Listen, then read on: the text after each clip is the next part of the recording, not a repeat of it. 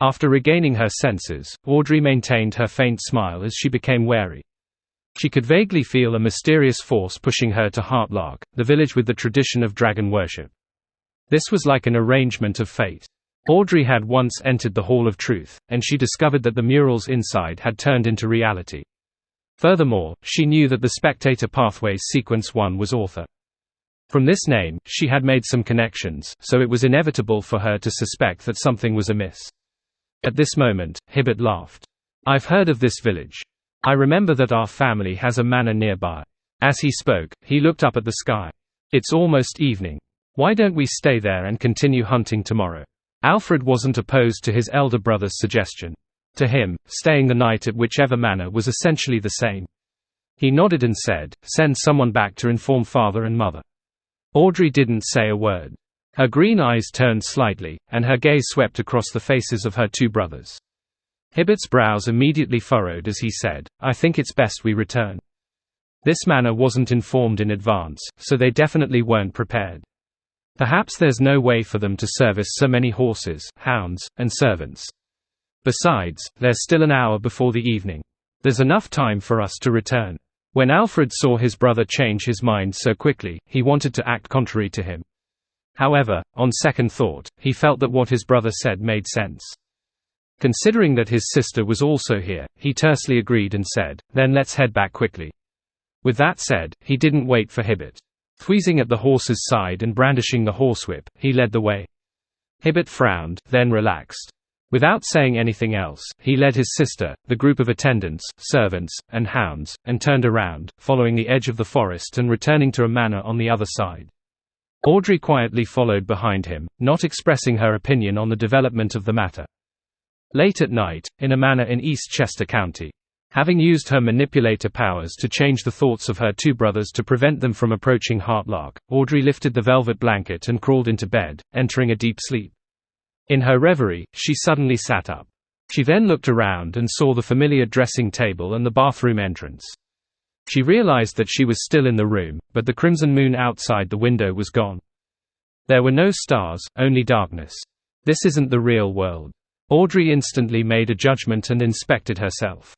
Soon, she came to a conclusion: this was a dream. It was a rather strange dream that made her remain lucid. "It's really here." Audrey didn't feel any panic. She was just a little vexed. She hadn't handled the development properly in the afternoon, which led to the problem extending to the manor where her parents were. In hindsight, she believed that she should have followed Hibbert's idea and headed straight to the family manor near Heartlark. Then, she could reasonably arrange for Hibbert and Alfred to return here, leaving her to stay behind and wait for any possible developments. This way, even if anything happened, it wouldn't affect their parents, brothers, and most of the servants. However, at that time, her main goal wasn't to follow the arrangement of fate. As long as she could avoid Heartlark, she would try her best to avoid it. To her surprise, danger would, at times, spring on you even if you didn't seek it out. To avoid it and stall for time wasn't a universal solution. Audrey immediately got off the bed and stood barefoot on the thick carpet.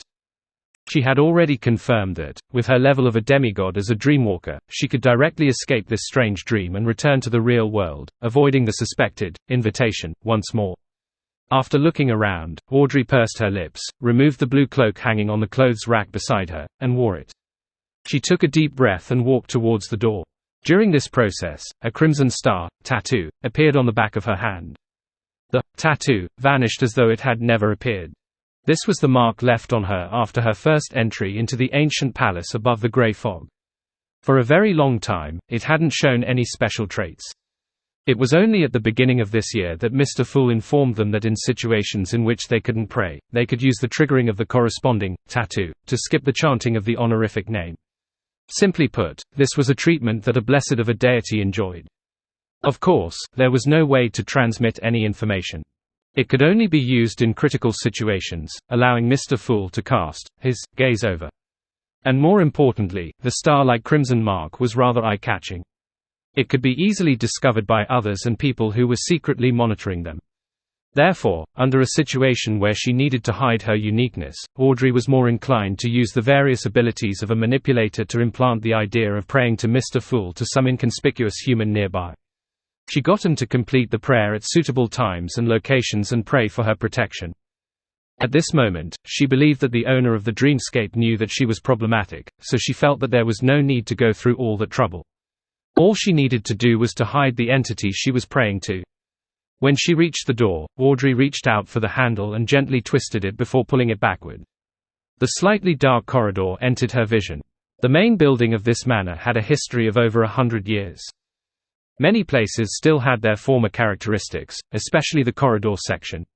It didn't have any gas lamps, and the walls were decorated with candle stands made of silver or copper.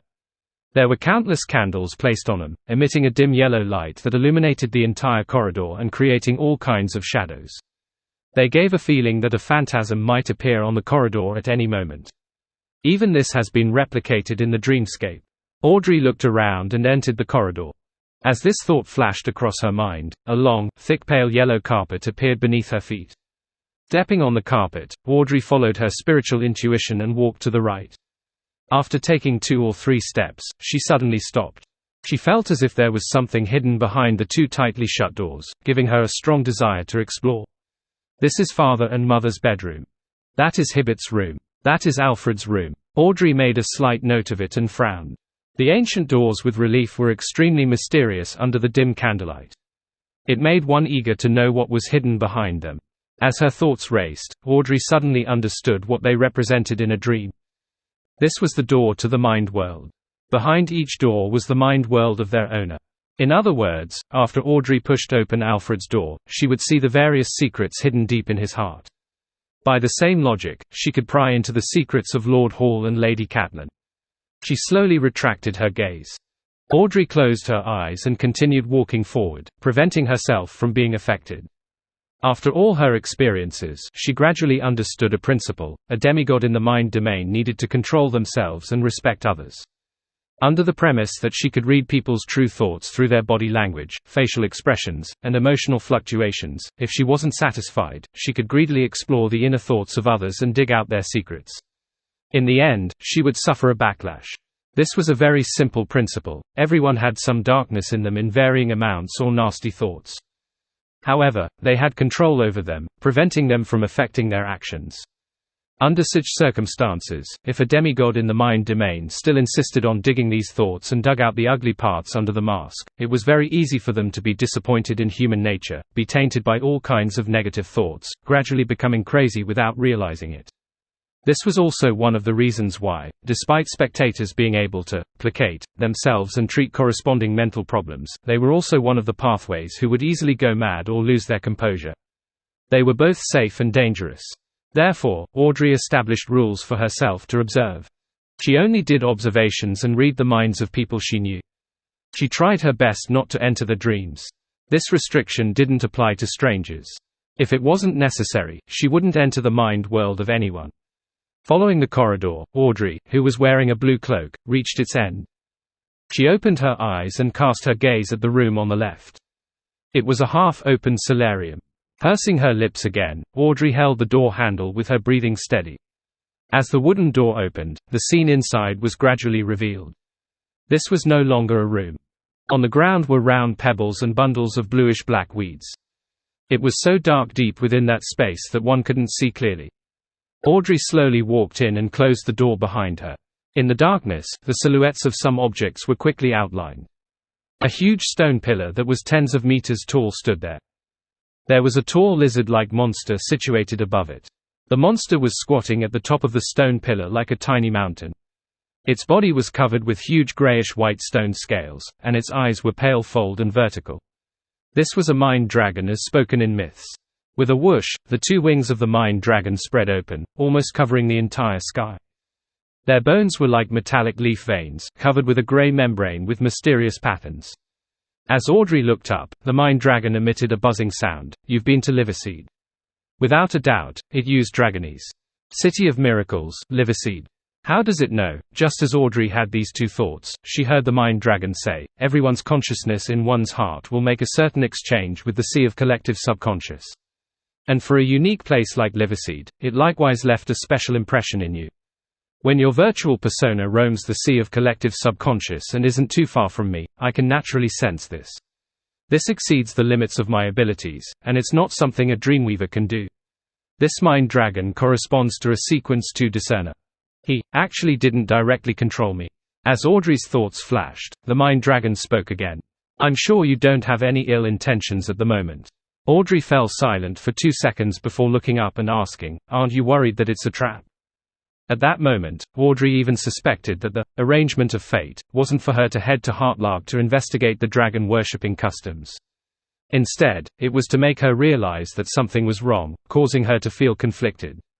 It made her use a virtual persona in the vicinity of Heartlarg to secretly guide her two brothers into changing their minds without realizing it. This would inevitably result in her consciousness being specially related to Liverseed to be discovered by the mind dragon, thus attracting him. Despite being the one that had been arranged, Audrey couldn't help but feel a sense of awe. It had to be said that to achieve such an effect, one had to have an extremely high level of confidence in the reactions different people had. It struck fear into the bottom of her heart. After all, Audrey, a Sequence 4 manipulator, had felt that the development of the matter was in line with her expectations. She had completely fulfilled her wishes and wasn't alert at all. The mind dragon retracted its huge wings and looked down at the blue-cloaked Audrey. This is a dream maze formed by many minds. Even if the one who set the trap personally descends, it will take some time to find this room. Besides, I won't stay long. Clearly, he had been wary of traps, but he believed that certain matters were worth the risk. Dream maze. This is beyond a power of a Dreamweaver, or perhaps the power after a qualitative change. Audrey reined in her thoughts and asked calmly, what do you wish to know? The gigantic grayish-white dragon buzzed and said, my name is Ariahog, one of the 3 remaining ancient dragons. He means that he is one of the 3 surviving dragons of the Second Epoch, and the rare, known dragons are only descendants of the dragons during the era of the ancient gods. Audrey nodded slightly and didn't interrupt him. Behind her was a wooden door that stood without any support in the plains filled with bluish-black weeds. It looked extremely strange. Ariahog didn't waste any time. After introducing himself, he asked, where did you find Liverseed? Audrey was already prepared as she answered frankly, in a book named Grozel's Travels. Rumor has it that it was personally created by the Dragon King Ankerwelt. Grozel, Ariahog clearly hadn't heard of this name before. After repeating it, he pressed, what kind of book is that? The blonde-haired Audrey gave a simple description, that's a book with a world that's almost real inside it. At the same time, it can suck in people who meet the requirements or offer their own blood to be sucked in by the book, allowing them to live in that world. Ariahog fell silent for 2 seconds. Is there a sea of collective subconscious in that book world? Yes, Audrey answered with great certainty. The City of Miracles, Liverseed, I saw was deep in the sea of collective subconscious in the book world. Ariahog suddenly breathed harder. What did you see in that Liverseed? Audrey recalled and said, a city filled with towering pillars and majestic palaces. In addition, I've also entered the residence of the Dragon King. That place can allow every living being's inner thoughts to echo in the surrounding area. I call it the Hall of Truth. At the end of the Hall of Truth, behind the Dragon King's throne, there's an ancient and mysterious bronze door. I'm not sure what's sealed behind. In short, it's very dangerous and I didn't dare approach it at all. Audrey was speaking the complete truth, she just didn't mention the speculations that Mr. World, Mr. Star, and she had come up with.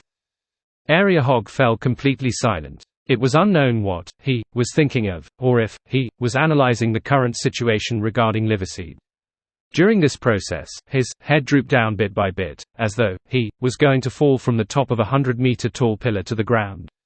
Just as Audrey tensed up from this rather bizarre scene and was about to ask a question, Ariahog suddenly raised his head. The golden vertical pupil in his eyes turned colder as his voice once again resounded in the wilderness.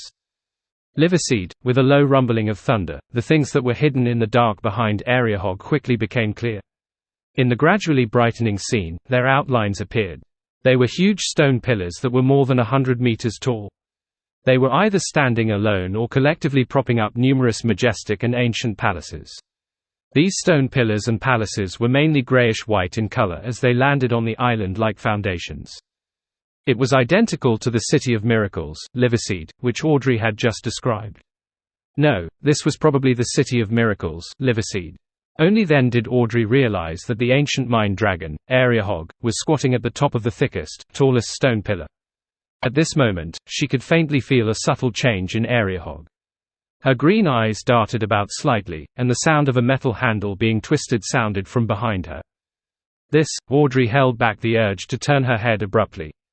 She turned her body warily to the side, allowing her gaze to fall sideways. The individual wooden door that had lost its external support slowly opened, revealing the visitor's appearance, a huge, white rabbit with wiggling ears that walked upright. Above the grey fog, in the ancient palace, a figure was shrouded in greyish-white fog. He sat at the fool's seat at the end of the long mottled table as he silently observed the crimson star representing justice. Backland, Westborough, 9 Bellotto Street. The closer Wendell was to the end of the 2 weeks, the more he suffered from insomnia. He had to rely on medication to fall asleep. When he woke up, he was also restless and extremely anxious. He had lost all interest in food and only forced himself to eat the 3 meals sent by his colleagues to ensure his energy. He didn't know what would happen on the date of the trial, nor did he know if there would be an irreversible change in his body. This kind of fear towards the unknown often made him feel stifled. It was extremely tortuous. Sometimes, Wendell would even think that it might not be a wise choice resisting his return to Utopia. Based on his limited experience there, if he obediently returned to Utopia and testified in court, there was a high chance that he would leave safely. At least up to this point, Wendell hadn't heard of anyone dying or going crazy because of Utopia. The people there were rather friendly apart from being a little bizarre. "I'm just going to help. They should be grateful to me instead of being antagonistic." The more he thought about it, the more he felt that it would be more comfortable to face the danger. Of course, he had no doubts about MI9's protective capabilities. If it wasn't possible, he felt that he could only consider meeting the Lord of Storms early. Phew! Wendell exhaled and sat down on his chair. He casually picked up a novel to pass time. However, his frustration made it impossible for him to immerse himself in the plot. He flipped through the pages more frequently and finally, he snapped the book close. He closed his eyes and prepared to take a nap. In a daze, Wendell seemed to return to Utopia and arrived at the court. However, the role he was in wasn't as a witness but a member of the audience. Tracy was deemed by the judge to have provided insufficient evidence to support a claim for self-defense and had been transferred to the criminal courts. He saw this lady tearing up in a daze, her smile extremely miserable. Wendell woke up and stared silently at the wall lamp in front of him. He sat there motionless for a long time. If the problem is Utopia, and not the residents of Utopia, then me avoiding it might end up killing a poor lady. Wendell retracted his gaze. His resolve had wavered slightly, but he was unable to overcome the fear in his heart. With his hands on the table, he stood up and walked to the door. He planned to wander about MI9's headquarters to ease his mood. After leaving the room and taking a few steps forward, Wendell suddenly heard a colleague in the office discussing the related case of the Utopia. "Have you heard? The person who entered Utopia was a carriage driver. He sent a merchant from Utopia to the dock area, and with just taking 2 turns at a crossroads, he found himself somewhere unfamiliar. There's a need to warn all the carriage drivers in Backland. Yes, it's best to draw a parallel between Utopia and the spies, so that they can understand. The way of entering and exiting Utopia is really frightening. Yes. Sometimes, I even suspect that the entrance to Utopia might appear anywhere. There's definitely a limit to this. It's not as omnipotent as we imagine. Otherwise, I might find myself in Utopia just by paying a visit to the washroom. According to the current patterns we figured, this is theoretically valid." Ellipsis. When Wendell heard that, his blood vessels on his forehead began to throb. He suddenly felt that even if he was in the headquarters of MI9, he wouldn't be that safe. Unless there's a demigod watching me the entire time, it's very difficult for me to avoid the fate of returning to Utopia. Perhaps, after I wash my hands and open the washroom door, I'll discover that it's the Irises Hotel outside. No, ordinary demigods might not be able to stop such a thing. This doesn't seem like it's something humans can accomplish. It's already extremely close to that of a deity. Wendell instantly panicked, unable to suppress the fear in his heart. He returned to the room and took out the subpoena from the Utopian court. Immediately following that, Wendell entered the washroom and held the document as he muttered in fear, "I'm willing to go to court to testify. I'm willing to go to court to testify." After repeating himself a few times, he reached out to grab the handle of the bathroom door. At that moment, a black raven flew through the ventilation hole like a ghost and landed in a corner of the washroom that no one would notice. In the next second, Wendell twisted the handle, pulled the door back, and opened the washroom door. It was no longer his familiar bedroom but an unfamiliar lobby. I really returned to Utopia. Upon seeing the scene outside, Wendell felt a baffling sense of relief and ease. He no longer had any doubts about his choice to go to testify in court. It had to be known that he was in the washroom of MI9's headquarters. It was a place that was impossible to invade even with a fully armed army. Wendell slowly exhaled as he walked out of the washroom and towards the entrance of the lobby. Behind him, in a corner of the washroom where no one was paying attention to, the pitch-black raven had draped over a shadow-like veil, losing its physical presence. Even if one were to directly look at it, it would be difficult to discover it. Then, its body became more and more transparent as it rapidly dissipated until it vanished. At this moment, Wendell had already walked a few meters out of the lobby when he saw a police officer in a black and white checkered uniform.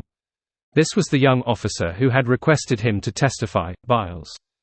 "I knew you'd come, because you're a kind person." Biles smiled at Wendell. When he heard the compliment, Wendell's strung-up heart finally returned to normal. Then, he instinctively turned his head back and saw that the bathroom that he had come out of had changed completely in style. It was no longer familiar to him. In the dream maze formed by many minds, the huge white rabbit that walked upright squeezed through the open door and entered the vast wilderness with the grayish-white pillars and magnificent palaces. Mr. Roth. Although it wasn't wearing the persona mask, its unforgettable characteristics were enough for Audrey to recognize him at a glance. This was out of her expectations, but it wasn't too surprising. From her point of view, just Mr. Roth alone likely wasn't enough to deal with an ancient mind dragon like Ariahog. Even if Mr. Fool had warned her to be wary of Mr. Roth. After all, the leader behind the Psychology Alchemists, the former King of Angels, had already become a Sequence Zero true god. According to the knowledge shared by the Tarot Club, there shouldn't be any other author beyonders in the real world. This way, no matter how powerful Mr. Roth was, as long as it was still part of the spectator pathway, it would at most be on the same level as Ariahog. The only things that would differ were combat experience, psychological research, and self-cultivation. At this moment, as the giant white rabbit entered, the large, grayish-white, scaled Ariahog spread open, his wings which covered his skin. The surrounding area was instantly covered in a shadow. With a leap, the white rabbit's legs suddenly became extremely huge, like a tiny hill. At the same time, the gloomy sky above him lit up. The ground beneath his feet cracked open, spewing out crimson lava. Immediately after, a blurry and distorted figure appeared behind it. This figure was dressed in a simple white robe. It was difficult to see his face clearly, and it was impossible to tell his age. One could only vaguely tell that he was a man. A bright halo hung at the back of his head like a miniature sun. Beneath his feet was an illusory clock that was divided into 12 segments. Each segment represented a different symbol of time. Behind him, there was a shadow that looked like a curtain. Eyes seemed to be looking out from the shadow. Just after this figure appeared, the entire dream maze shook violently, and gray fragments fell from the void. The contrast of depravity and pure sunlight rapidly spread around the huge white rabbit, eroding or assimilating the area. However, that simple white-robed figure had trouble truly taking shape. He was unable to enter reality from history and illusions. Every time his silhouette became clear, his figure would distort like a machine that had its signal disrupted. At that moment, Audrey instinctively retracted her gaze, not daring to look directly at the huge white rabbit. Perhaps it was because she was in a dream and was closely connected to the Mind Island and the sea of collective subconscious. She didn't need anyone to explain to her because she knew what Mr. Roth was doing. The other party knew the latent psychological problems of Ariahog and knew what he feared the most. Then, according to this, it produced a nightmare that contained the specific images. In a battle between high-sequence beyonders of the spectator pathway, if both parties were at the same level, it would be difficult to produce any true effects using the various means available to them. One could sneak into the island of consciousness and attempt deep hypnosis. The other could guard the door to the body of heart and mind, preventing any foreign consciousness from entering. The other could spread a mental plague and use the sea of collective subconscious to intrude on the enemy without them realizing it. The other would be able to placate themselves, treat the psychological ailments, and maintain their mental health. Therefore, the battle between same-sequence spectator saints often had three fixed styles. First, set up a trap ahead of time as a multi-pronged attack preparation. Then, by secretly leading on and guiding the opponent, one could break down their mental defenses in one strike and complete the hypnosis. Second, one focused on their physical defense and as support, relying on powerful sealed artifacts to defeat their enemy. Third, when the beyonder powers such as mental plague, mind deprivation, dragon's breath, consciousness control, and other beyonder powers were unable to deal with their opponent, engaging in self-hypnotism and using dragon transformation would result in an intense melee battle that exchanged claw swipes and tail lashes. In the third battle, whoever had a deeper understanding of the mind domain, and whose will was stronger and firmer, would be able to gain the upper hand by relying on the extended usage of dragon transformation. Of course, the prerequisite was that the other party had no chance of escaping. And at the level of an angel, everyone was a true mythical creature. The maintenance time of dragon transformation became meaningless. At this moment, it mainly depended on observation. Whoever could find a flaw in the opponent's mind could weave a corresponding nightmare, directly attacking the enemy's weaknesses, slowly destroying their mental defenses and reaching the effect of going mad, or dying, out of fear. As Audrey was in the same dream, even if the nightmare wasn't directed at her, she was still affected by the corresponding emotions, characteristics, status, and even corruption. Now, she clearly knew that the nightmare that Mr. Roth had weaved represented the ancient sun god. This was the most terrifying existence in Ariahog's mind. At the same time, the ancient sun god's influence would uncontrollably corrupt the surroundings until it reached the entire dream. When the time came, once Audrey woke up, she would either become an untreatable mentally ill patient, or she would become an incomplete mythical creature, completely losing all reason and ending up wildly attacking the surrounding creatures. Of course, there was another possibility that she unknowingly became depraved. She would become cold, cruel, and bloodthirsty without realizing it, as if someone had replaced her. At this moment, Ariahog, who was squatting at the top of the grayish-white pillar, let out a painful howl. As the dragon's roar echoed, the top of his head turned dark, revealing a sea of secrets and colors that was difficult to describe with words. In the sea, an even bigger grayish-white dragon spanning 1,000 meters long rose up. One of his vertical pupils was pale gold and the other was bright red color. There was a third eye on the dragon's forehead. It seemed to be hiding a thick shadow. Similarly, there was no need for anyone to explain. With the uniqueness of her present state, Audrey immediately knew what nightmare Ariahog had weaved.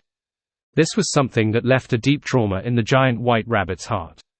This was the anchor world that had been corrupted by the underground world. This was the virtual persona and mental corruption which was sealed behind the bronze door, things that had been split off from that ancient god. At that moment, Audrey was in an indescribable nightmare. Although she hadn't been corrupted, her mental state was in turmoil, as though she had been awed. She immediately used placate on herself, and didn't hesitate to rely on her own consciousness to forcefully escape the dream maze. During this process, she didn't encounter any obstruction, not just because she wasn't Ariahog's and Mr. Roth's target, but also because she had reached sequence 4 and possessed a certain amount of godhood. Therefore, she quickly woke up from her dream. Audrey suddenly opened her eyes and saw a crystal chandelier dyed in faint crimson. She saw the deep darkness of the room. Without any delay, she got out of bed and ran to the window to look outside. The entire manor was completely silent, as if it was deep asleep. Everything was normal. Audrey frowned and immediately split out a virtual person, allowing it to enter the mind island of a night patroller. She remembered very clearly that the dream maze was formed by many minds. Once the two nightmares spread, the result was unimaginable. Therefore, before this, she had to wake up everyone in the manor. In the next second, the patrolling guard suddenly raised his hand and removed the grenade hanging from his belt. He pulled out the pin and threw it towards an empty garden. Boom! The loud explosion jolted awake the sleeping people. Immediately after, the guard shouted loudly, "Enemy assault! Enemy assault!" Earl Hall and his wife were already over 50 years old, so as light sleepers, they jolted awake immediately. Regardless of how good Hibbert's sleep quality was, he woke up in a reverie thanks to such a loud explosion. Alfred had opened his eyes the moment the grenade was thrown. The remaining butler, maids, footmen, and bodyguards woke up one after another. They looked confused and dumbfounded, not knowing what had happened. And at the far end of the manor's main building, a few servants heard the commotion and didn't wake up in time. A few seconds later, they struggled on the bed in pain. Like a snake shedding its skin, they broke free from their skin, turning into hideous bodies of blood. They didn't wake up until they died. At that moment, Audrey saw a greyish-white dragon spread its wings in the sea of collective subconscious as it rapidly departed. A huge white rabbit followed closely behind. In the blink of an eye, the dragon's voice resounded in the illusory sea. Adam isn't necessarily Adam, just like how I might not necessarily be Ariahog. The giant white rabbit suddenly slowed down and gradually stopped. All the abnormalities came to an end as the entire area returned to normal. In the ancient palace above the fog, Adam didn't attack. The fool Klein frowned slightly as he turned his attention back to Utopia and replaced the instinctual monitoring of the worms of spirit. He carefully inspected his marionette town and didn't find anything abnormal. Seeing that there weren't any abnormalities in the town of marionettes, Klein began thinking about Miss Justice's encounter. It wasn't Adam who set up an attack against Ariahog, but Hermes who masterminded it. Otherwise, it wouldn't be possible for Adam to not descend. It would also be impossible for Ariahog to escape so easily. He had to rely on the second city of miracles to have some hope of doing so. If Hermes was the mastermind, the development of this whole episode becomes logical.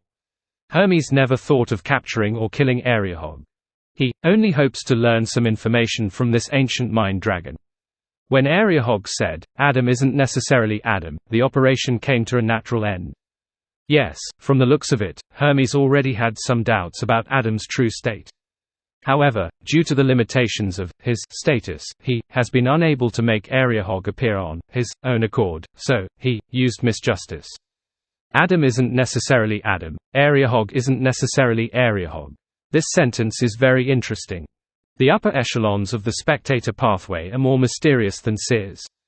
Back then, Dragon of Imagination Ankerwelt clearly occupied Sequence 0, but he had a Sequence 1 son of the same pathway as him, Dragon of Nightmare, Alzod. If Adam really isn't Adam, then who is he? Is it that Adam from the myth in the time before the first epoch, or part of the primordial one? Or is he related to the resurrection of the ancient sun god? From the looks of it, the meaning behind why Medici addresses him as a zealot has a far more profound meaning. Klein quickly conjured a gold coin and flicked it into the air, making a divination. The results of the divination indicated that today's development was nothing dangerous. Klein immediately dispersed the gold coin and prepared to descend his consciousness into his body beneath St. Ariana Cathedral. At this moment, his actions became slightly sluggish. The moment Miss Justice met Ariahog and Hermes was almost simultaneous as the moment the MI9 personnel returned to Utopia to testify in court. Just looking at them individually, there was no problem, but the word, simultaneous, made Klein somewhat alert. He was very sensitive to words like, happened to, coincidence, simultaneous, and, almost the same. This was a mark left behind by his past experiences. He tapped his finger on the edge of the long mottled table and decided to make preparations for his worries. He quickly condensed a light that contained certain words and some kind of wool, and he threw it into a prayer light. After doing this, Klein made his consciousness sink and left Sephira Castle, allowing his mind to return to his original body. Immediately after, he began to influence Utopia. He planned to use all sorts of arrangements to temporarily make all the foreigners leave. This way, even if anything happened, it wouldn't affect the innocent. This also meant that Klein was prepared to abandon Utopia and change locations to rebuild his marionette town. After all, a ritual could be repeated many times, but he could only afford one resurrection. Have a good rest for the next 2 days. There's still some time left before court begins. Biles sent Wendell to the entrance of the Irises Hotel. Wendell replied with a smile, "I'm already feeling sleepy." It was in the middle of the night. He had trouble sleeping previously because of his anxiety and nervousness. That was why he thought of walking around the headquarters of MI9 to ease his mood. However, when he heard the conversation between his colleagues at night, it triggered an eruption in his emotions, and he decided to return to Utopia and face the problem. After checking in, Wendell took his luggage and went to the 3rd floor. When he passed through the door, he vaguely felt that his surroundings were abnormally dark. In order to sleep better, Wendell walked to the window and drew the curtains. During this process, he felt that the scenery outside the window was unusually familiar. However, under the cover of the night, he couldn't tell what was happening too clearly. Thinking that it might have been the scene he had seen in Utopia previously, he covered his mouth with his hand and yawned. He took off his clothes and walked towards the bed. Monica slept until midnight when she suddenly needed to pee. Unable to hold it in any longer, she eventually got out of bed and walked towards her room's attached bathroom. When she pushed the bathroom door open, she found it a little heavier. Rubbing her eyes that were almost unable to open, Monica didn't care about this small change. She quickly relieved herself and ran out of the bathroom to her bed. When she entered the covers, she felt that the temperature was much lower and she had no choice but to wrap herself up tightly in layers. It didn't take long for her to fall asleep again. About 15 minutes later, the patrolling Biles rubbed his hands and turned towards the street where the police station was. He was about to hand over duties with his colleagues. Suddenly, his body froze in the alley. The black and dense spirit body threads on his body peeled off at the same time as they floated upwards. A pruned and exquisite paper figurine landed and connected to the spirit body threads, quickly turning into another Biles. At the same time, a torrent of mixed knowledge surged over and reassembled him into a man wearing gorgeous clothes with long chestnut hair. The man had blue eyes, a high nose bridge, and thin lips. It was Roselle Gustaf's Sequence 1 historical projection. Right on the heels of that, the projection reached out and sucked all the information in the surroundings into its palm, forming an illusory ball of light. This information included all the details that involved Biles. In the next second, Roselle Gustaf's historical projection forged a piece of information that was completely normal, allowing it to follow the spirit body threads connected to the paper figurine to the St. Ariana Cathedral in the municipal square, moving straight underground of the cathedral. After this series of actions, another torrent of information surged in midair. With Roselle's help, they reformed into three figures. A middle-aged man wearing a black robe and a hood with a long, thick, white beard, another, who was draped in a cloak, had black hair, blue eyes, and a rather squarish face. He was a middle-aged man with a dignified bearing. On one of the trees, there was a huge tree that seemed to be drenched with petroleum. On the tree, there were arms with all sorts of strange protruding objects that rolled with bloodshot eyes. They were the leader of the secret order, Zaratul. Lowen's protector, the first king, William Augustus I's historical projection. A historical projection of Abomination Sewer. After making the necessary preparations, Zaratul used the location provided by the historical projection to sneak into Utopia. He didn't waste any time. He reached out with his right hand and used the law of convergence of beyonder characteristics to suck out the worm of spirit in Biles. Elsewhere, the palm of Abomination Sewer's historical projection made an ugly doll the size of a palm appear. The doll was wet and sticky. It had no eyes, ears, or nose. It only had a pinhole-like mouth that emitted and sucked grayish-white fog. As the worm of spirit and the doll approached, the black and white eyeballs that rolled out on the sewer tree trunk looked at them at the same time. Silently, the worm of spirit fused with the ugly doll, causing it to distort as it squirmed, growing out eyes, nose, and ears, making it look like Klein Moretti. At this point, Zaratul no longer did any concealment, nor could he do so. He took out a black shroud and abruptly wrapped Klein's doll up. All the marionette spirit body threads in Utopia were severed at the same time. They were unable to connect to the true body. This wasn't because there was something wrong with them, but that the true body was isolated from them. All of a sudden, the duty personnel in the police station, tenants in the hotel, Tracy and the thieves in the cell, Anderson in another apartment, Alzu, and the other citizens all stopped breathing and turned stiff. Regardless of whether they were sleeping or doing something else, it was as if a pause button had been pressed. Klein, who was at the bottom of St. Ariana Cathedral, suddenly woke up. He knew that an accident had happened. He didn't hesitate. With a thought, he returned to Sephira Castle. With the level and strength of a king of angels, he was able to resist enemies that had shown or had yet to show themselves. This was the best choice in the current situation.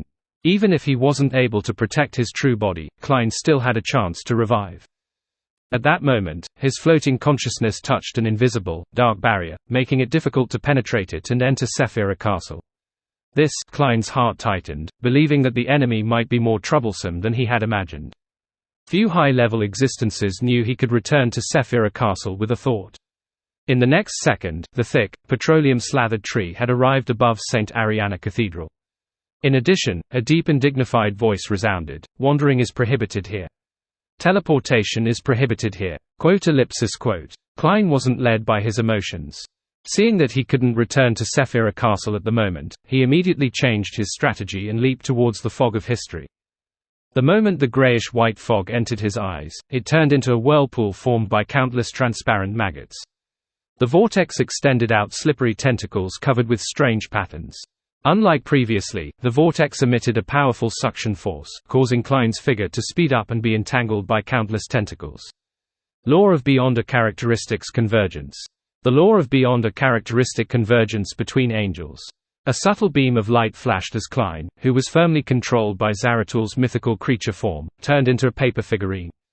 This was an angel-level application of paper figurine substitutes, as well as the help of grafting. Although Klein couldn't return to Sephira Castle, he could influence the worms of spirit above the grey fog, allowing them to use the curtain to provide help. After dodging Zaratul's fatal blow, Klein ran into the fog of history and fled towards the former metropolis from a time before the First Epoch. At this moment, many marionettes, who had been dead for a long time in Utopia, rapidly decayed from losing the spirit-body threads maintaining them. Their limbs dropped to the ground or mutated because of their Beyonder characteristics. The latter transformed into different monsters, ones far more terrifying than imaginable. Some swallowed their heads, others were left with only squirming flesh, while others grew dense eyes. Soon, Klein ran into the old metropolis situated inside the fog of history. To him, this was a safe room that could be trusted. This was because only a scholar of yore who was a human from before history could enter. Without any hesitation, Klein habitually surveyed the area and began praying to the Evernite goddess in the stacked city. Oof! A faint sound rang out as an ancient wooden stake with traces of blood penetrated Klein's heart from behind. A figure phased into existence behind him. It was a cold-looking man wearing a half-top hat and a black trench coat, Gehrman Sparrow. Klein's pupils dilated as the crazy adventurer said in a deep voice, "Adam has given me humanity." Klein turned around and looked at the familiar yet unfamiliar figure. He had imagined all kinds of attacks on Utopia, but he had never expected such a scene to occur. If Eamon had parasitized the marionette, Gehrman Sparrow, then with Klein's current status and the spirit worms on Sephira Castle, he definitely would have immediately discovered the problem. And if Zaratul were to swap the spirit-body threads, he could only temporarily hide it from him. Furthermore, he needed help from an angel like a knowledge emperor or a servant of concealment to ensure the element of surprise in the sudden attack. Only the humanity provided by a spectator could slowly ferment, without revealing any abnormalities on the surface. To prevent such a situation, he could only sever the spirit-body threads and allow the marionette to deteriorate till it died. That way, regardless of whether it had any humanity in it or not, it would ultimately cease to exist. Unfortunately, Klein had never heard of such methods before. All he did was guard against the invasion of a virtual persona on his marionettes. This might be the power of a visionary, giving life to everything virtual and immaterial, a unique sense of humanity. The carved and cold face was reflected in Klein's eyes as he felt a force pushing him away. He immediately fell backward, falling from the layers of ruins of the old metropolis out from the fog of history. During this process, he wanted to control himself, but there was nothing he could do. This was because the wooden stake at his heart had sealed all his Beyonder powers. With a thought, Klein looked at Gehrman Sparrow and snapped his fingers. Ha! The worms of spirit in Sephira Castle received his will and gave up the marionette spirit-body threads. They also picked up the Staff of the Stars and prepared to give Klein a fatal blow so as to commit suicide. After his main body completely died, Klein would be able to revive above the grey fog and escape from his predicament. He no longer held any hope after finding out that Adam was the mastermind behind the scenes. At this moment, a stone square floating in the void appeared beneath Klein's feet. Black stone pillars rose up and propped up a grand and holy cathedral, enveloping Klein inside. The Corpse Cathedral, Adam's Corpse Cathedral, the divine kingdom of a visionary. Boom! Countless bolts of silver lightning smote down from Sephira Castle, penetrating the fog of history and struck the cathedral, but failed to shake it at all.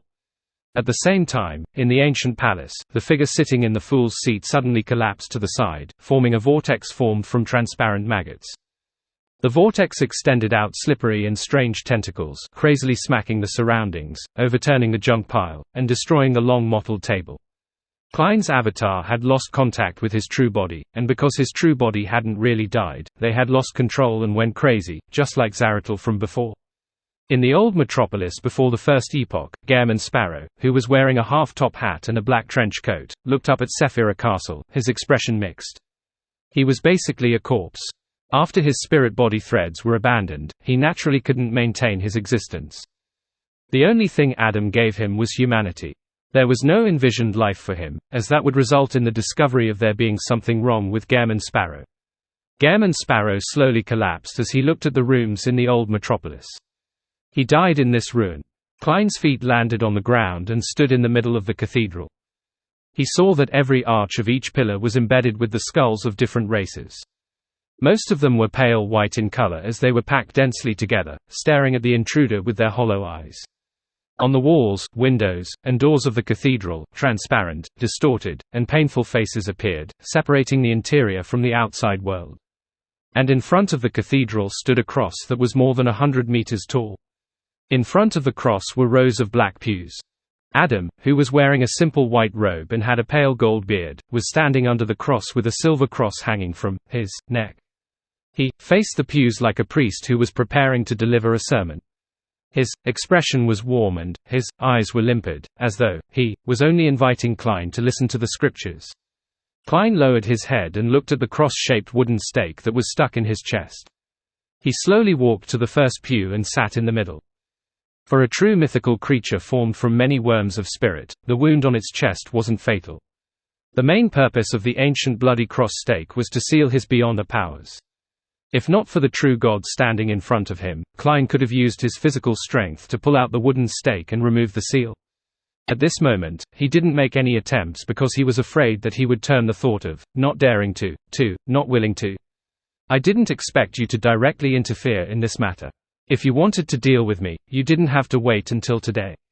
Klein looked at his blood-stained shirt and seriously voiced his doubts. He wasn't afraid at all, as if he was certain that Adam wouldn't kill him. Adam held the silver cross pendant with one hand and calmly said, "Before now, you were able to be of quite some use in many ways." He took 2 steps forward and continued with limpid eyes, "When Amon came to steal the corpse cathedral, I made a deal with him. By helping me obtain the first blasphemy slate, I'll help him capture you. Is that so?" Klein was instantly enlightened. On the one hand, Adam didn't wish to be obstructed by existences like the true creator when he became a god, and on the other hand, he wanted to obtain the first blasphemy slate. Therefore, he used the unshadowed crucifix and other methods to give Klein an impetus to head for the giant king's court, open the door to the chamber where Sasria was sleeping, and attract the attention of the true creator and other existences. On the other hand, he used his brother, Amon, to steal the first blasphemy slate at the critical moment. And to capture Klein, who was about to obtain preliminary control of Sephira Castle, it would definitely be most appropriate to have a visionary arrange the developments for him. Although Amon and Adam usually appear distant, they are still brothers and can work together more easily. Klein nodded slightly and looked at the stained glass that had distorted faces. "I also didn't expect Zaratul to cooperate with you. Isn't he afraid of becoming food for Amon?" When Klein established Utopia, he had considered Amon's attack and Zaratul's destruction. However, he never expected that they would work together in a certain way. From his point of view, the chances of Zaratul completely siding with the Mother Tree of Desire were higher than this, unless Adam had unknowingly arranged such a development for him. Adam's limpid eyes showed sympathy. To him, you becoming a great old one means that he will definitely perish. However, if Amon becomes one, as long as he expresses his loyalty, he can still retain his present level and status. A Lord of the Mysteries still requires an attendant of mysteries. Therefore, he chose to cooperate with me. During this process, if he can seize the opportunity and turn you into a marionette before I do, using you to enter Sephira Castle and become the owner of the Sephira, then he has the right to demand an opportunity to face Antigonus at Evernight's place and have an ultimate showdown with Amon. On the contrary, he will completely admit defeat and pledge allegiance to Amon. On this point, he was very decisive. "It doesn't seem like your style to explain so much," Klein replied casually before frowning. "You don't need all the sequence one beyond characteristics of the corresponding pathway to become a great old one." He had deduced this from the relationship between the ancient sun god and the 8 kings of angels. However, he believed that one had to first become a great old one or a quasi-one before dividing the characteristics. Adam replied gently, "For neighboring pathways, all that's needed is a uniqueness and a sequence one beyond a characteristic.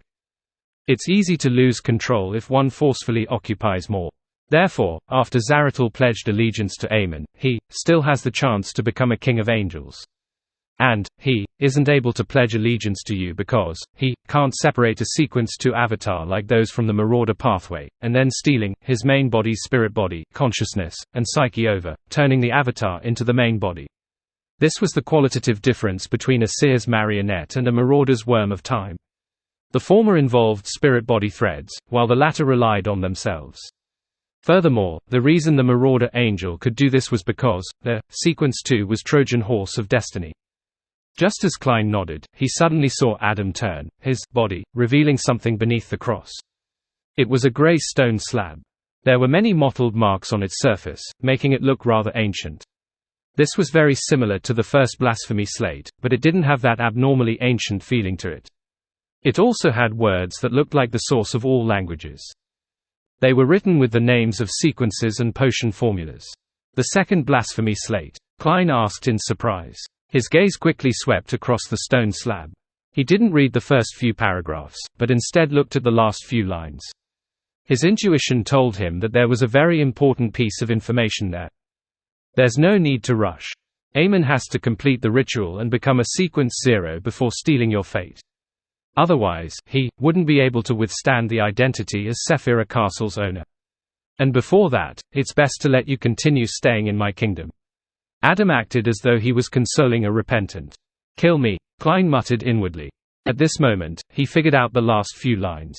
God Almighty, Creator, Maker, the Omnipotent and Omniscient, Lord of the Astral World, Sea of Chaos plus Visionary Uniqueness plus the Sun Uniqueness plus Tyrant Uniqueness plus White Tower Uniqueness plus the Hanged Man Uniqueness plus 1 Author beyond a characteristic plus 1 White Angel beyond a characteristic plus 1 Thunder God beyond a characteristic plus 1 Omniscient Eye beyond a characteristic plus 1 Dark Angel beyond a characteristic.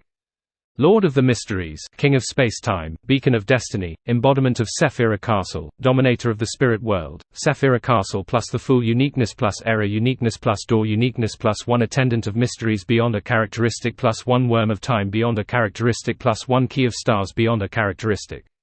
Upon seeing this, Klein turned his head to look at Adam and asked in puzzlement, "Why are you showing me these? Wouldn't it be safer to hypnotize me and put me to sleep until Amon becomes a god?" Adam's eyes were clear as he said with a warm expression, "To be frank, if the other party wasn't Amon, then I'd be more willing to help you become the dominator of the spirit world. We have too many things in common. In a sense, we are old friends who have met before." With that said, he smiled and said, "We meet again, Mysteries." Above the grey fog, in the ancient palace, beside the Fool's Seat, a prayer point of light expanded to produce a rippling halos. It was as though someone had suddenly drawn the curtains in a dark, sealed room, allowing sunlight to shine in, piercing into the eyes of the sleeping one. The whirlpool of maggots, which had already quietened down, once again went berserk as it began to flail the slippery and strange tentacles. Klein's gaze swept past the parts that were related to the Lord of the Mysteries, and he read the subsequent content on the slate: Eternal Darkness, Singularity of All, Space-Time in One, River of Eternal Darkness plus Evernight Uniqueness plus Death, Eternal Sleeper, Uniqueness plus Twilight Giant Uniqueness plus 1 Night of Misfortune beyond a characteristic plus 1 Pale Emperor beyond a characteristic plus 1 Hand of God beyond a characteristic. Goddess of Origins, Mother of All, Brood Hive of Filth, Brood Hive plus Mother Uniqueness plus the Moon Uniqueness plus 1 Naturewalker beyond a characteristic plus 1 Beauty Goddess beyond a characteristic. The Anarchy, Shadow of Order, Nation of Disorder plus Black Emperor Uniqueness plus Justiciar Uniqueness plus 1 Prince of Abolition beyond a characteristic plus 1 Hand of Order beyond a characteristic. Calamity of Destruction, Origins of Disaster, City of Calamity plus Demoness, Chaos Demoness, Primordial Demoness, Uniqueness plus Red Priest Uniqueness plus 1 Apocalypse beyond a characteristic plus 1 Conqueror beyond a characteristic. Father of Devils, Lord of Deviance, Source of Curses, Tenebrous World plus Abyss Uniqueness plus Chained Uniqueness plus 1 Filthy Monarch plus 1 Abomination beyond a characteristic. Demon of Knowledge, Aracana of Madness, Knowledge More plus the Hermit Uniqueness plus Paragon Uniqueness plus 1 Knowledge Emperor beyond a characteristic plus 1 Illuminator beyond a characteristic. Key of Light, Endless Disorder, Incarnation of Fate, Key of Light plus Wheel of Fortune Uniqueness plus 1 Giant Serpent beyond a characteristic. These are the Great Old One's title corresponding to the 9 Sephirot. After reading it, Klein sighed inwardly. If he and Emperor Roselle knew this mysticism knowledge earlier, neither of them would have ended up in their present situations. At certain times, even without using beyond the powers, knowledge is completely equivalent to power. The titles of the combined pathways of Earth and Moon are somewhat different from Mother Goddess of Depravity. From the looks of it, it is indeed just a part of her, which means that the title and authority left to the outer deity on the Moon is Mother Goddess of Depravity, Origin of Evil, the Indestructible. By the same logic, the Mother Tree of Desire's full name should be Mother Tree of Desire, Heartless God, Perpetual Blatherer. The situation regarding the Son of Chaos isn't very clear.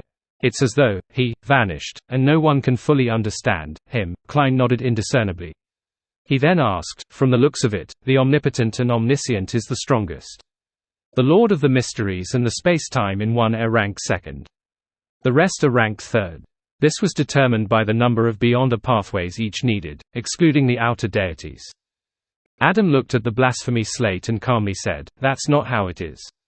The number of authorities has a certain connection to level and status, but not entirely. The corresponding characteristics, power, and symbols are equally important. After the original creator split apart, the three pillars stood above all the great old ones. One was God Almighty, omnipotent and omniscient, the other was Lord of the Mysteries, the King of Space-Time, and the last was Mother Goddess of Depravity, Origin of Evil." Upon hearing Adam's last sentence, Klein couldn't help but look down at his left sleeve. Rhodes was hiding inside. No wonder Rhodes said that he saw a pillar and support from me. Klein had suddenly arrived at a state of enlightenment as he was a little more convinced by what visionary Adam had said. At this moment, Adam added at an adequate pace. Currently, the first two pillars only exist in the form of Sephirah. And after the Mother Goddess of Depravity had the brood hive and two beyonder pathways separated from her, she became not much different from the other outer deities. Only her symbol as a pillar remains. If it wasn't for the blood-stained stake in his chest, Klein definitely would have felt that the ambience was great for a conversation. In moments when his mind trailed, he even imagined that he and Adam were friends and were happily discussing some mysticism knowledge, waiting for his child, Amen, to return home for dinner. Of course, dinner. I have to say that a spectator's ability to influence others' knowledge, experience, and state is really too powerful. As Klein told himself to be on guard, he asked in puzzlement, "I thought that the outer deities like the Mother Goddess of Depravity, who has 2 or even 3 Sephirah, are considered pillars." Adam looked down at the silver cross pendant hanging across his chest and said, "She only has 1 Sephirah. Under normal circumstances, the Sephirah can't be separated. Only when the original creator split and created an embodiment of convergence and separation did the Sephirah tear apart, allowing some of them to be sucked into our planet. In other words, the present Sephirah the Mother Goddess of Depravity has is incomplete. The future Great Old One, Mother of all, won't be a complete Great Old One." Klein pressed. Adam's lips twitched as though he was smiling. It was so at the beginning, but the Sephirah has the ability to mend itself. The present Mother Goddess of Depravity's Sephirah isn't incomplete, and the brood hive can also create a Great Old One itself. The only problem is that the Mother Goddess of Depravity can only use a portion of pillar she symbolizes, unless she has fused with the brood hive again. This has also caused the birth of life and the feminist powers in the entire universe to undergo a certain anomaly. However, thousands of years of time at astronomical scales is a very short period of time, and the corresponding influence hasn't spread.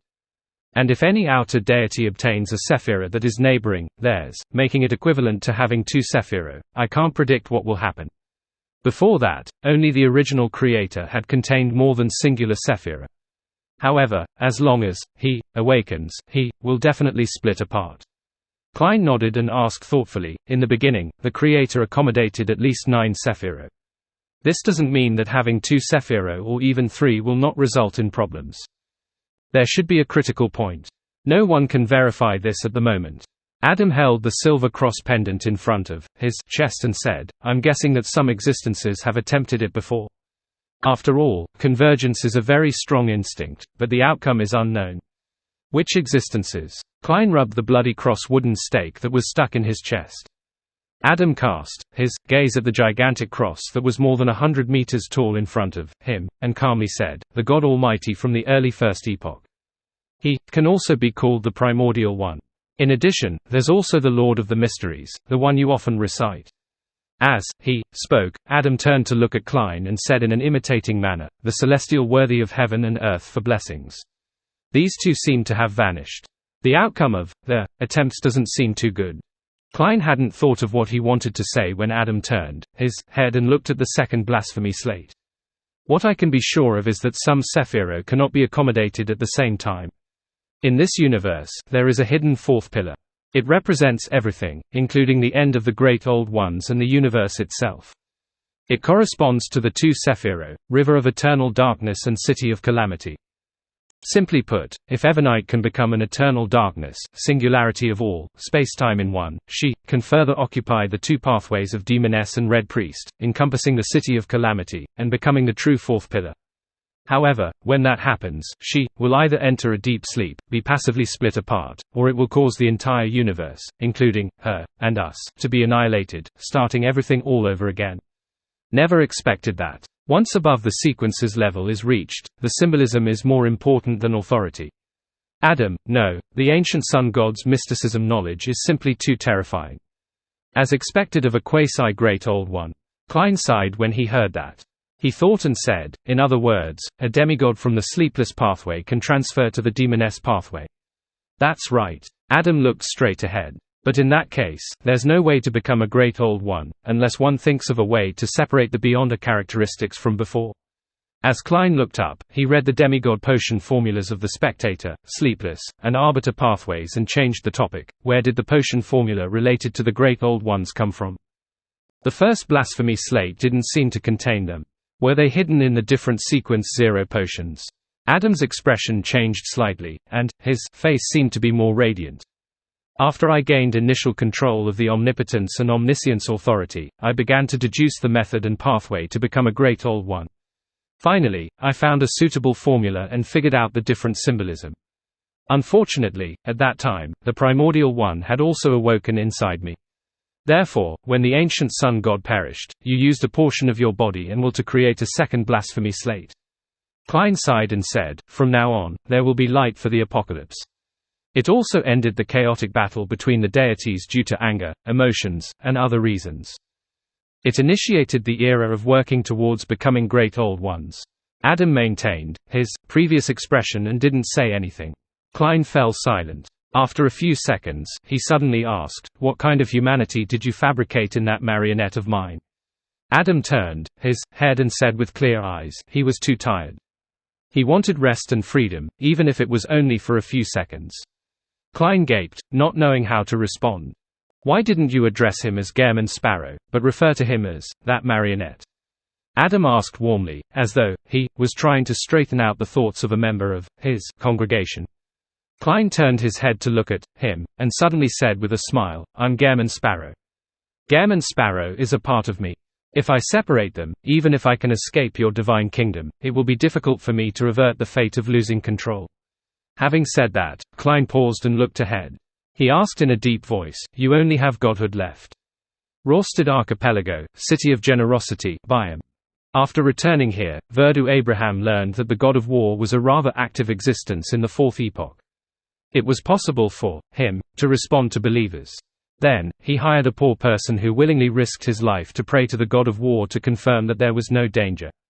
And the price of all of that was 300 gold pounds. Now, he received a report that not only was that poor person not dead, he even had some of his wishes fulfilled. Blue Mountain Island, within a primitive forest. Worried that official Beyonders would discover the ritual outside the city, Verdu Abraham, who had finished making preparations, used a sealed artifact to teleport away from Biome and arrived in someplace that was nearly uninhabited. Rubbing the pain in his ribs, Verdu took off his classic robe and placed it aside. Following that, he set up an altar, lit the candles, and burnt the correct essential oils, extracts, herbal powder, etc. After finishing the setup, Verdu took 2 steps back and lowered his voice to chant in ancient Hermes, the great god of war, the symbol of iron and blood, the ruler of chaos and strife. A howling wind echoed in the dark forest. Amidst the rustling of the branches and leaves, 2 of the candles on the altar suddenly emitted crackling sounds. The corresponding candle flames rose from the size of a sapling to a towering tree. At the same time, the color of the candlelight changed from orange to bright white. The wind that passed through the forest became even more intense. 2 fiery pillars of fire intertwined together, twisting into a blurry and huge figure.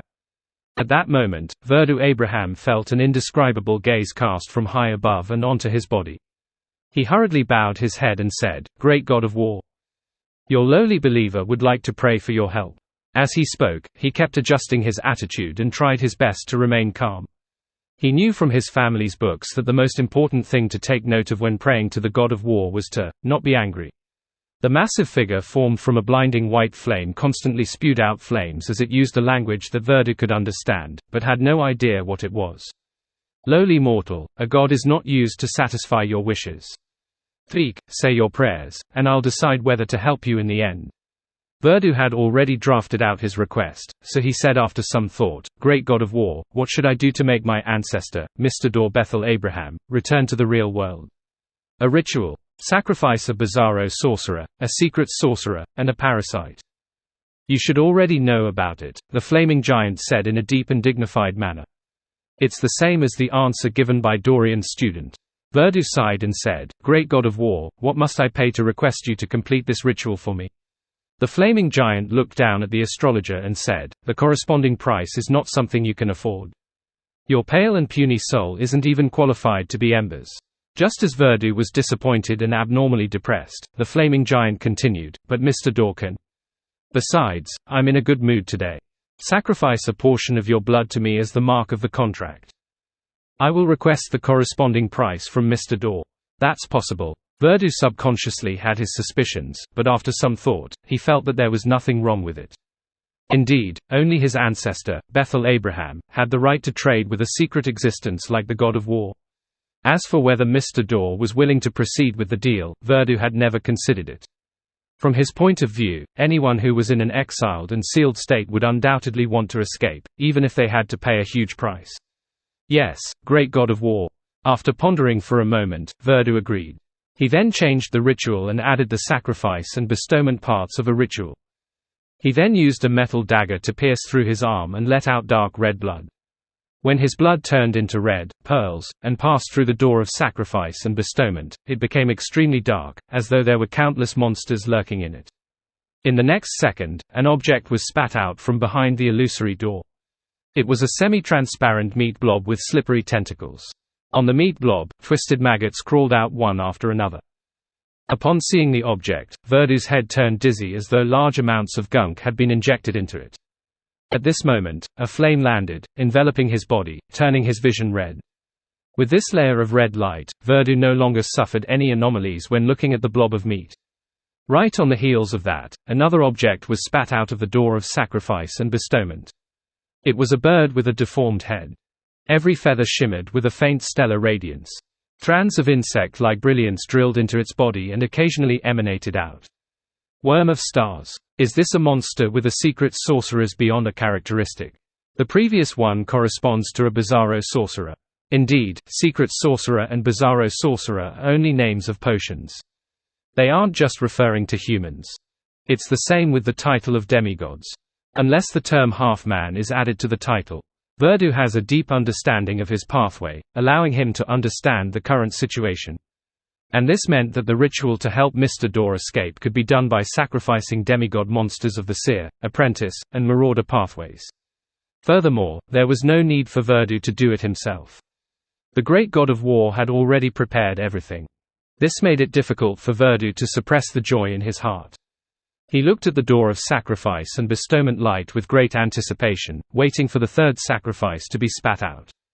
In just a second, an object flew out from the darkness behind the door and landed on the altar. It was an unconscious crow. Of course, it only looked like a crow. Its right eye had a ring of black, and its feathers were almost transparent. On it were rings. A monster corresponding to Parasite. Verdu was delighted as he sincerely praised the great God of War. Inside the corpse cathedral. "You only have godhood left?" Klein asked in a low voice as he looked at the huge cross in front of him. He felt that using a certain identity or a particular persona to revive definitely had problems.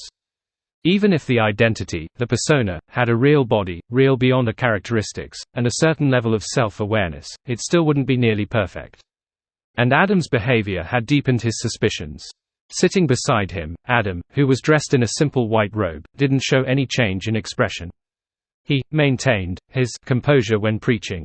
Yes, I'll only be complete if I fuse with true. Indeed, Klein sighed and said, although the true creator is an embodiment of negative personalities and extreme emotions, he has also inherited your humanity. That's why he went mad. Adam appeared to be speaking about a stranger.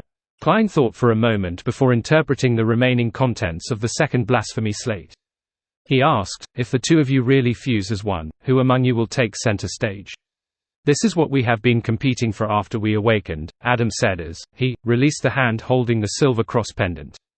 Therefore, you obtained the first blasphemy slate through Amen, hoping to use it to gain control of the Chaos Sea and gain the upper hand. Klein was enlightened as he nodded with a frown. All of you seem to have a tacit understanding regarding this matter. The true creator has never made an issue out of your identity or used external forces to deal with you. This is between us, Adam replied calmly. Klein fell silent for a few seconds before staring at the blasphemy slate. I have a nagging feeling that the Red Angel's death and many of the things that happened during the Fourth Epoch weren't that simple. Klein kept asking and probing. Apart from trying to understand more secrets and gain more knowledge, he was stalling for time and maintaining their present interaction. Compared to being hypnotized by Adam and turning muddle-headed, or sleeping directly, he wished to stay awake. With this in mind, Klein lowered his head to look at the blood-stained wooden stake embedded in his chest. He felt that the pain it brought was so real. Why do you say that? Adam asked in return, as if he would begin praying at any moment. Klein deliberated over his words and said, before the Black Emperor returned, the Solomon Empire only had one true God, the true creator, and the Red Priest's uniqueness. The nobles and powers who supported Alista Tudor occupied the four uniquenesses of visionary, door, error, the fool. Together, even adding on the King of Angels Ouroboros, they wouldn't be able to fend off the six orthodox deities like Evernite and company. Furthermore, they still had the Justiciar uniqueness on hand. In such a situation, even if you didn't plan on scheming to target the Red Angel, no one will suspect you. Of course, a crazy blood emperor might be more useful to you. Adam's gaze remained unchanged as he stared at the huge cross. You don't understand because you don't know enough. In the Fourth Epoch, apart from the three great empires and the true deities and kings of angels behind them, there were also the Demoness sect and the Moses ascetic order. There was also the Abyss's infiltration and secretly developed artisans, as well as the southern continent's Balaam. And that wasn't all. In addition, there were many crucial factors at stake. Klein nodded thoughtfully and said, for example, the conflict between the six deities. Adam smiled warmly and said, more than that. Without waiting for Klein to ask further, Adam added calmly, you should have been to Bansi. Klein's heart stirred as he opened his mouth but didn't say a word. Adam continued, in addition, after I perished, the invasion on reality by the outer deities clearly deepened. Ellipsis. In the ancient palace above the fog. Due to the lack of response to the prayer light representing Bernadette, it kept expanding and contracting, emitting rippling halos. This provoked the vortex formed by the transparent maggots. It frantically flailed its slippery tentacles and lashed towards that direction. After repeated misses, one of the tentacles touched the correct prayer light. After Bernadette received no response, she held the magic wishing lamp and walked to the window in the captain's cabin to take in the deep blue sea. She wasn't impatient, nor did she attempt to use her powers of prophecy, patiently waiting for any further developments. After a few minutes, a grayish-white fog suddenly appeared in front of her eyes. Right on the heels of that, the fog was dyed golden, as though it was coated with a layer of sticky syrup. Bernadette immediately bowed her head and looked at the magic wishing lamp in her hand. She saw that the wick at the mouth of the lamp had automatically ignited itself. Above the grey fog, in the ancient palace, beside the fool's chair, the prayer light, which was the size of a human head, was instantly occupied by a distorted, blurry golden figure. The figure's gaze penetrated the prayer light and penetrated the grayish-white fog, looking at the maggot vortex that was attempting to destroy everything around it. His voice immediately reverberated within Sephira Castle, dignified and grand. You actually lost control. The tone of Genie was clearly mocking. He didn't care whether the crazy worms of spirit could understand him. At this moment, a strange door of light formed from countless balls of light appeared above the chair of the fool that had already collapsed. It was faintly discernible and emitted a bright light, forming a complicated symbol in midair. This symbol originally existed behind the fool's chair, formed from the pupil-less eye and the contorted lines. As the symbol took form, the strange light became fainter and eventually completely fused into this space. In the next second, Klein's voice came from the symbol representing the fool. "Genie, I want to make a deal with you." The blurry and distorted figure immediately laughed. "Ha ha, I said that you would eventually agree." After laughing for a few seconds, Genie calmed down and said, "I was just wondering how is it possible for the new owner of Sephira Castle to so easily lose control. This was a preparation I made for the worst-case scenario." The voice in the symbol of the fool wasn't impatient at all. Genie laughed and said, "Aren't you afraid that I'll raise the price at the last minute?"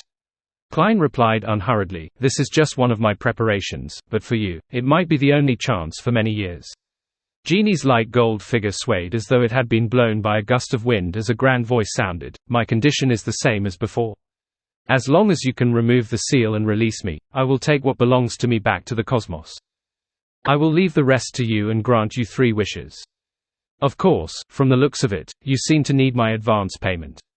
Klein's voice sounded again from the symbol of the fool. "The promise I'll give you is to send the magic wishing lamp into the cosmos before the end of 1368 in this epoch age. As for how you get out of your predicament, that is your own problem. My request is even simpler, and I only need 2 wishes. This is the deal I'm talking about. Whether you agree with it is up to you." 1368 was the year when the oldest one's barrier disappeared. It was acknowledged by the world's prophets as the apocalypse. The blurry and distorted figure fell silent for a few seconds before saying, "If you don't remove the seal, the wishes I can grant will be very limited. Once it exceeds a certain level, it will be granted in an extremely twisted fashion." Inside the symbol of the fool that was cast with a brilliant light, Klein's calm voice sounded, "You can fulfill the 2 wishes I need now." Genie fell silent again and didn't speak for a long time. Biome, inside the primitive forest. Verdu, who was burning up both internally and externally, didn't waste any time. According to the God of War's instructions, he modified the altar and engraved the correct symbols, magic labels, and strange patterns. He was originally worried that the 3 demigod monsters would suddenly wake up, but when the ritual was ready, the sacrificial items remained unconscious, unable to resist. After placing the squirming meat blob, the deformed star bird, and the white raven with a dark eye circle onto the right spot, Verdu looked at the only candle on the altar and lit it. Then, he took a few steps back and chanted solemnly in Jotun, "Great door of all doors, guide of the endless cosmos, key to all mysterious worlds. I pray for your response, praying for you to descend into this world." Before he could finish his sentence, 3 loud bangs sounded from the altar. The 3 demigod monsters that corresponded to Bizarro Sorcerer, Secret Sorcerer, and Parasite seemed to be being held by an invisible hand. They only struggled slightly before exploding, turning into blobs of flesh and blood that shimmered with different colors.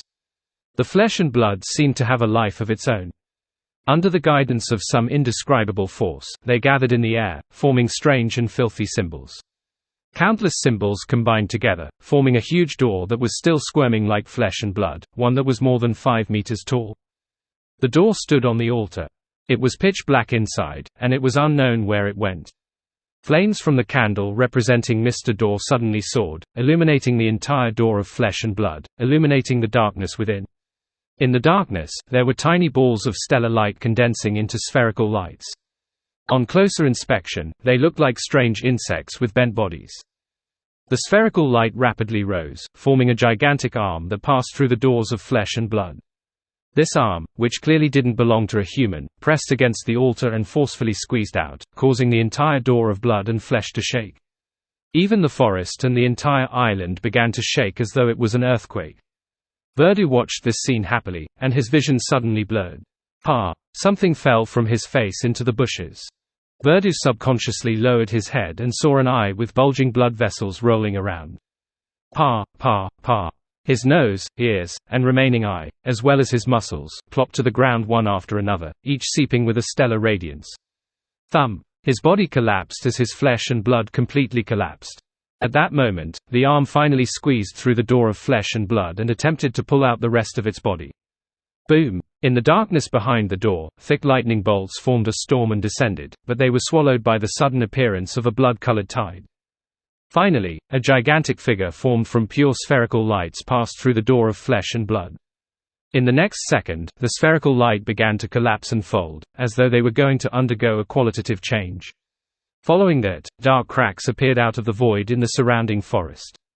These cracks directly engulfed the different parts of the trees, turning them into strange shapes. At the same time, a hurricane from unknown origins blew out from a crack and swept in all directions. The entire Blue Mountain island that Byam was on trembled as though it was about to sink.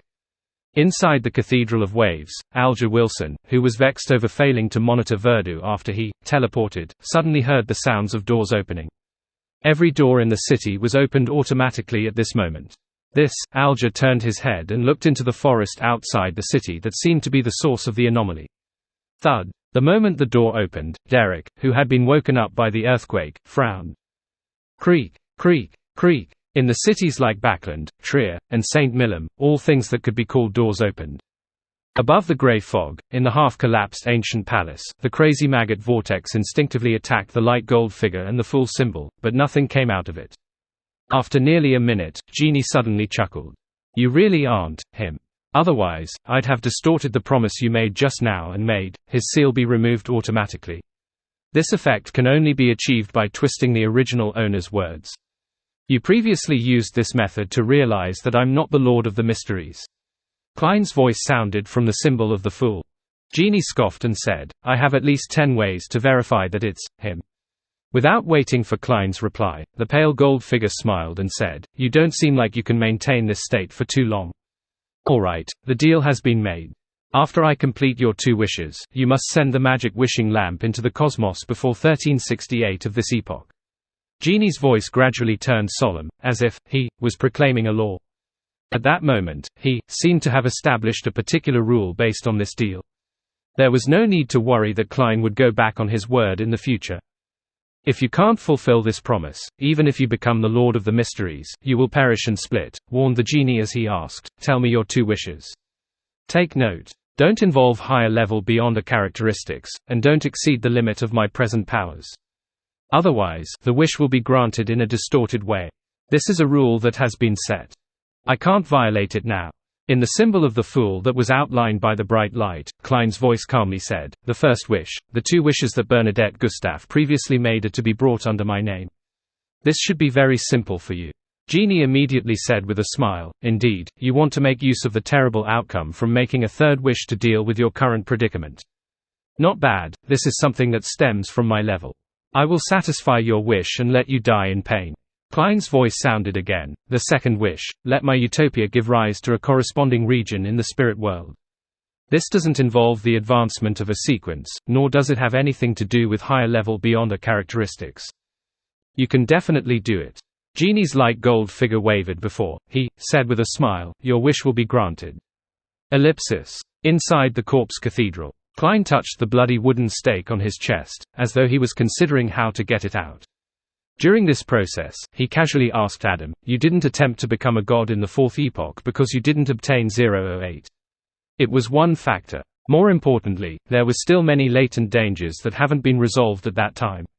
Adam looked at the huge cross in front of him, with a warm gaze. Klein turned his head to the side and looked at the visionary and said, For example, during that period, the remnant will of the primordial one was still very strong.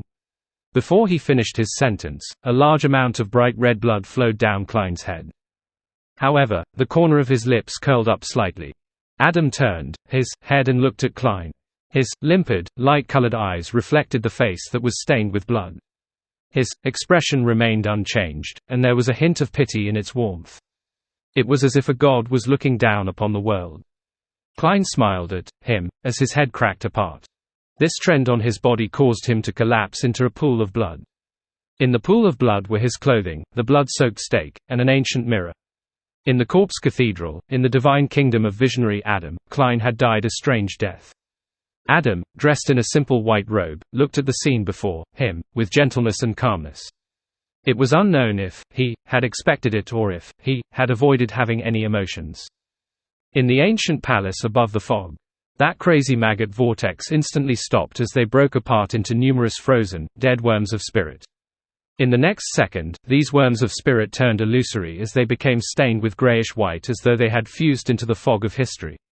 Then, they came back to life. As they shimmered with a dark glow, they gathered together. In just a few seconds, the worms of spirit reassembled into a figure. It was Klein Moretti, who had black hair, brown eyes, and a formal suit. With the return of the owner of Sephira Castle, the destroyed mottled table and the 22 high-back chairs rapidly restored to normal. The junk scattered all over the floor was piled up again. Klein picked up the staff of the stars embedded with various gems and sat on the seat belonging to the fool. The entire space above the grey fog quaked as boundless and mighty invisible forces surged out. Klein immediately nodded at the golden figure that occupied Bernadette's prayer.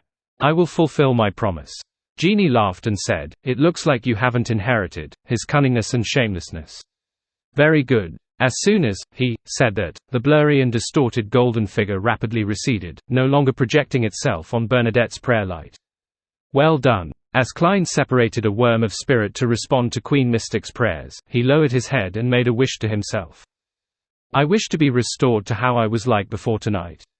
When his main body died, he had only taken away the core portion of the miracle invoker beyond a characteristic, leaving behind the remains in Adam's corpse cathedral. He was unable to retrieve them. Of course, Klein still had a large portion of the characteristics in the worms of spirit in his body above the grey fog and the remaining marionettes in Utopia. Zaratul didn't need any additional beyond a characteristics, nor did he want them to end up affecting his condition.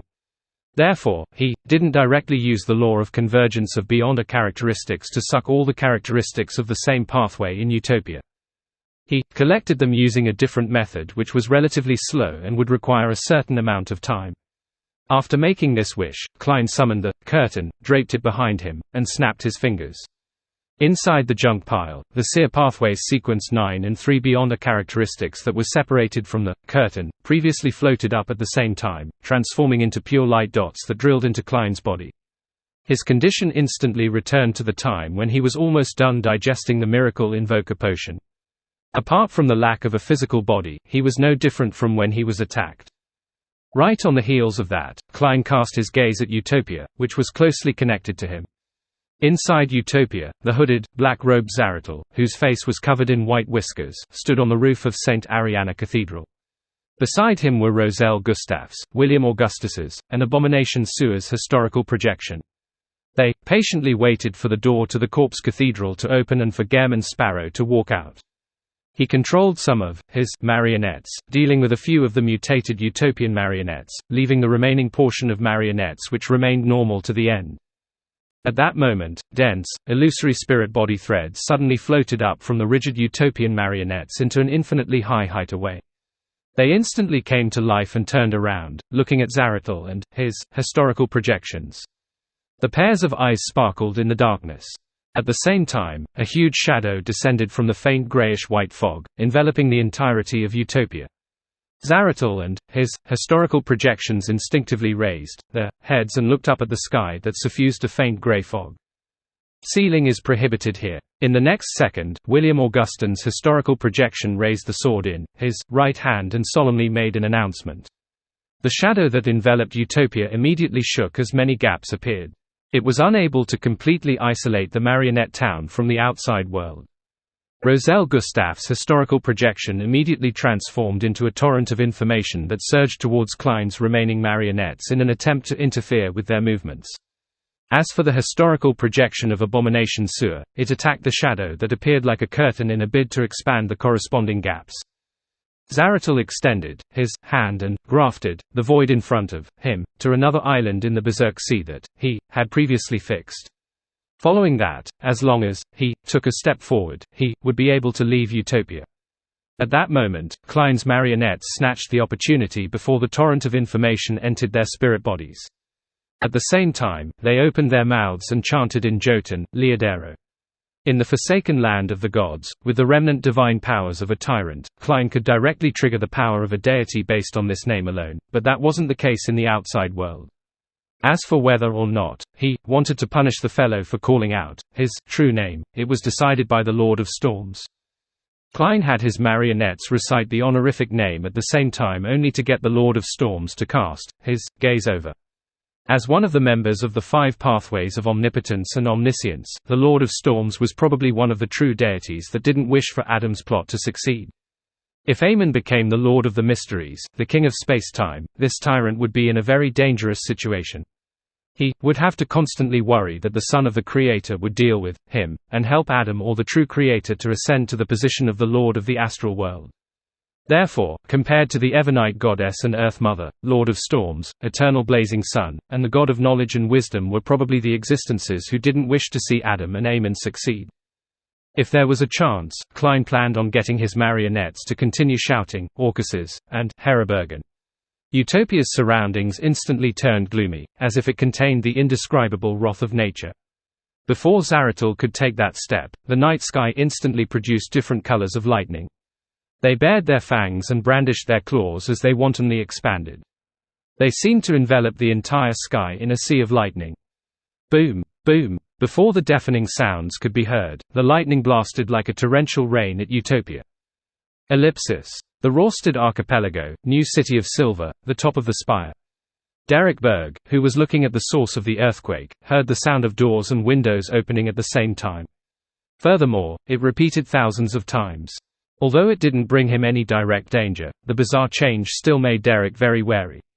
With some hesitation, he prepared to seek out the current chief, Waite Chermont, and suggest using the god-level sealed artifact, Proof of Glory. He wanted to first protect the new City of Silver and the nearby New Moon City. Then, he decided to pray to Mr. Fool based on the progress of the anomaly.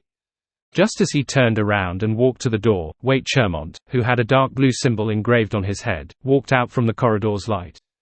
He said in a deep voice, "The seal underground has failed. The seal has failed." Derek instinctively believed that it had something to do with the anomaly in Blue Mountain Island. Compared to doors and windows opening, the consequences of the seal's failure were extremely terrifying. "Immediately use the Proof of Glory," Derek said without hesitation. This was a god-level sealed artifact that could be used for a short period of time. It had once helped the City of Silver avert repeated disasters in the Forsaken Land of the Gods, allowing them to persist until the present era and obtain salvation. Derek's thoughts were very clear. He was using the Proof of Glory to suppress the other god-level sealed artifact, Gift of the Land. The suppression effect would soon affect the Sant-level sealed artifacts that would have negative effects on the surroundings. Waite Chermont didn't say anything else. He immediately made up his mind and brought Derek underground using the light as concealment. Proof of Glory required at least 2 saints before it could be utilized.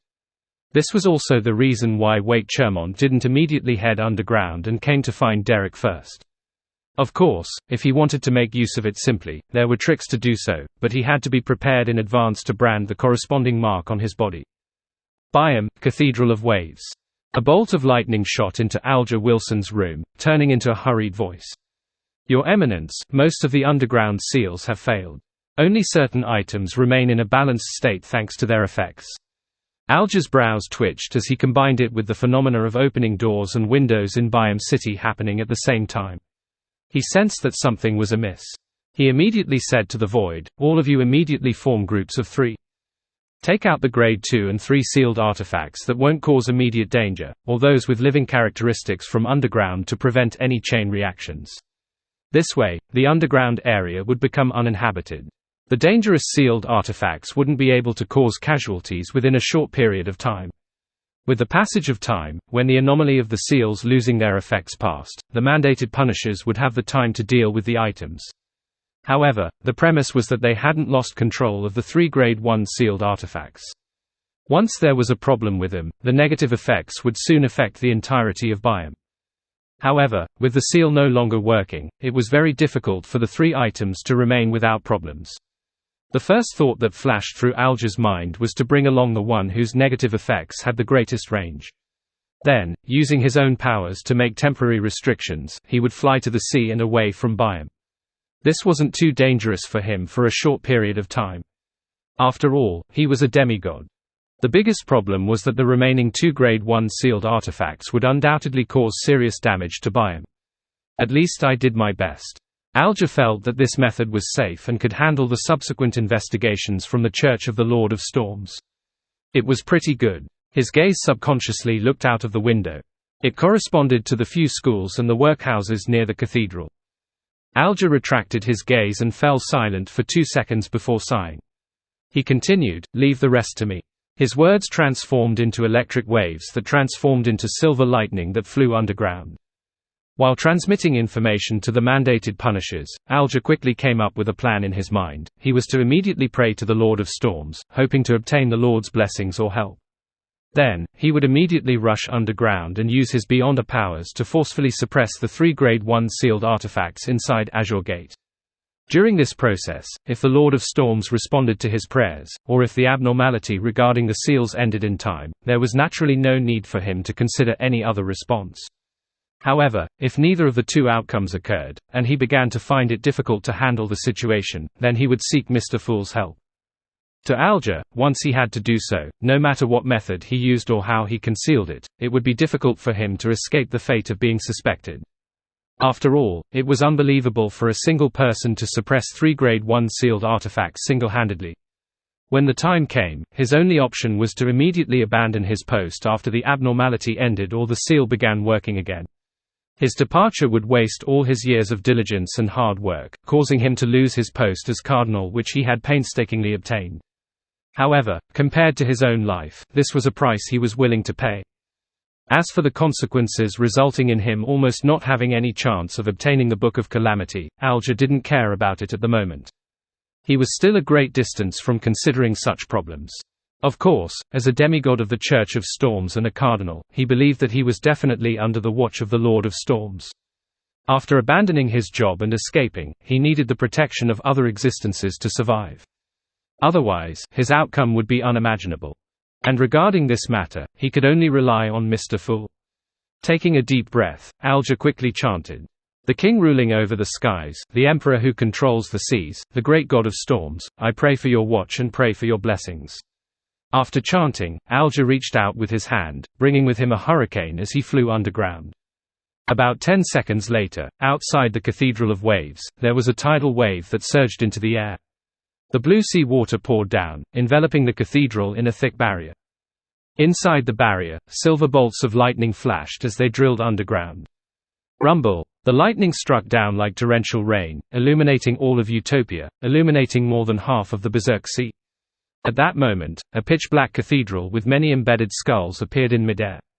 It was situated above Zaratul, and drew all the surrounding lightning towards it, causing bolts of lightning to snake across the countless white skulls, causing the stained glass to reflect a bright light.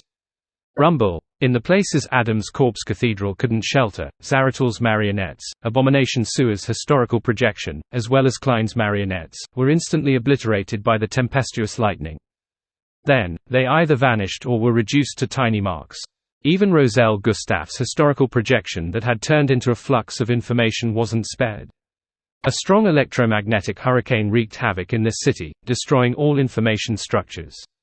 Taking advantage of the moment the visionary was fending off the tyrant, Zaratul took a step forward and entered the void ahead. And this void was connected to another island, one he had previously set in the Berserk Sea, using his Beyonder powers of an attendant of mysteries. The distance between the two was reduced to 0. The black-robed, hooded Zaratul quickly vanished into the void illuminated by lightning. But in the next second, he didn't appear on the distant island, but above the Irises Hotel in Utopia. Just a moment ago, when Zaratul was stunned by the might of the storm, Klein, who was in Sephira Castle, took the opportunity to use the curtain that was draped over his body and used the power of the Sephira to forcefully graft the void in front of his target to the Irises Hotel. He had secretly changed Zaratul's key arrangement. This was the suppression effect of a king of angels against a sequence one angel of the same pathway. Rumble! The ceaseless lightning smote down, enveloping Zaratul, who had long and white whiskers on his face. Zaratul's pitch-black eyes didn't show any change in expression. His body rapidly faded and disappeared in the bolts of lightning. He had only come in the form of a historical void projection. His true body was hiding in a particular fragment in the fog of history. Sitting in the fool's chair, Klein immediately cast his gaze at the grayish-white fog below him, as well as the countless spots of light in the fog.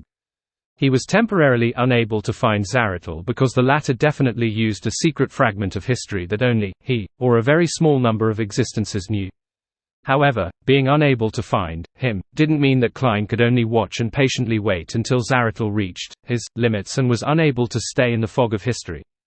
As the owner of Sephira Castle and an existence with the level of a king of angels, Klein's preliminary control of the Sephira was already enough to complete many things. In the next second, Klein opened the box and summoned the Fool card, accommodating it inside his body. In the blink of an eye, he transformed into the Fool, who wore colorful clothes and a gorgeous headdress. He exuded a deep, terrifying aura, as well as a somewhat ridiculous feeling. The entire Sephira castle began to shake gently. Tack! The fool Klein held the end of the staff of the stars in his right hand and struck the edge of the long mottled table. In the real world, grayish-white fog appeared, one that had a faintly visible ancient palace situated high above. In the ancient and majestic palace, a strange light formed from countless spherical lights quickly outlined itself, emitting an invisible and terrifying suction force.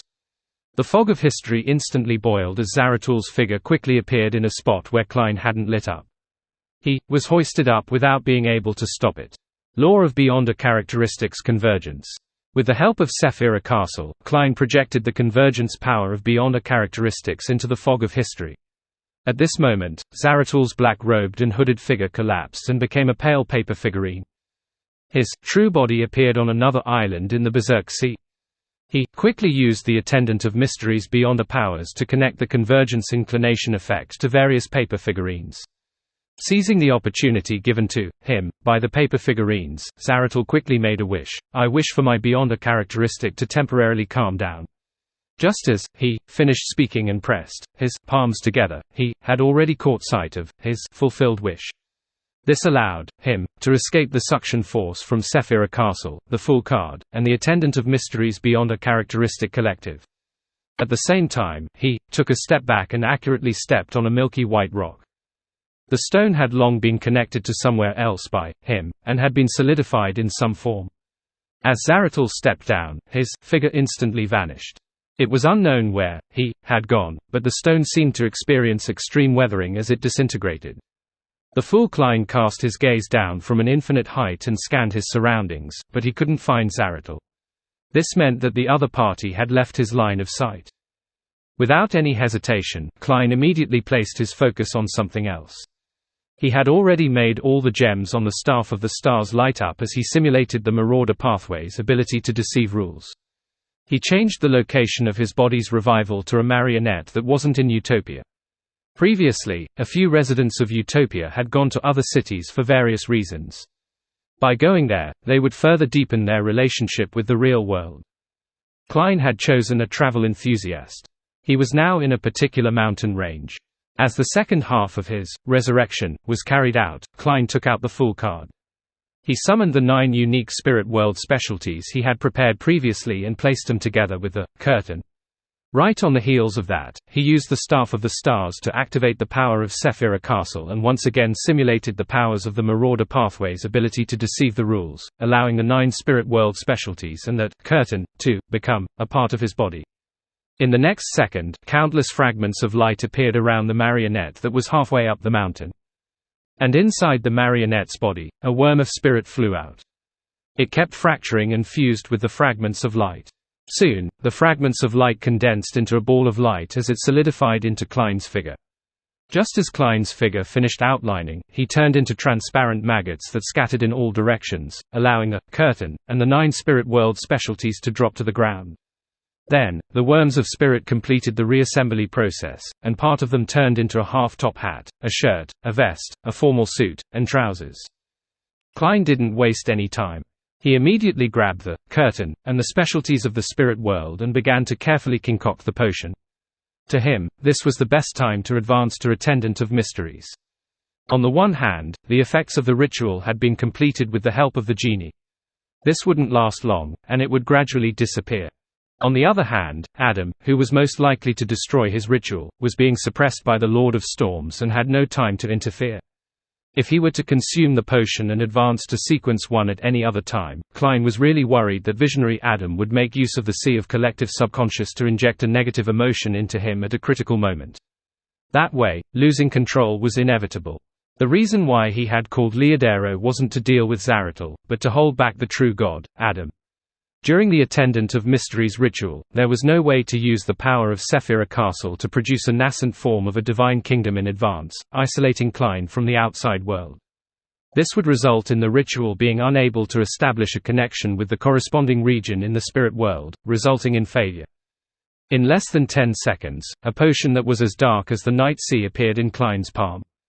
At the same time, the figure left in Sephira Castle snapped his fingers, granting the small number of wishes accumulated in the prayer lights and the crimson stars, allowing him to digest the last bit of his miracle invoker potion. The figure inside Sephira Castle immediately faded away, allowing Klein's body to become complete so that he could consume the potion in his best condition. As the lightning lit up the sea once again, Klein raised his right hand and brought the bottle that came from his marionette to his mouth. He gulped down the potion that was as light as air. As the attendant of mystery's potion entered his body, Klein immediately felt a burgeoning feeling. In the blink of an eye, he lost his perception of his body and worms of spirit.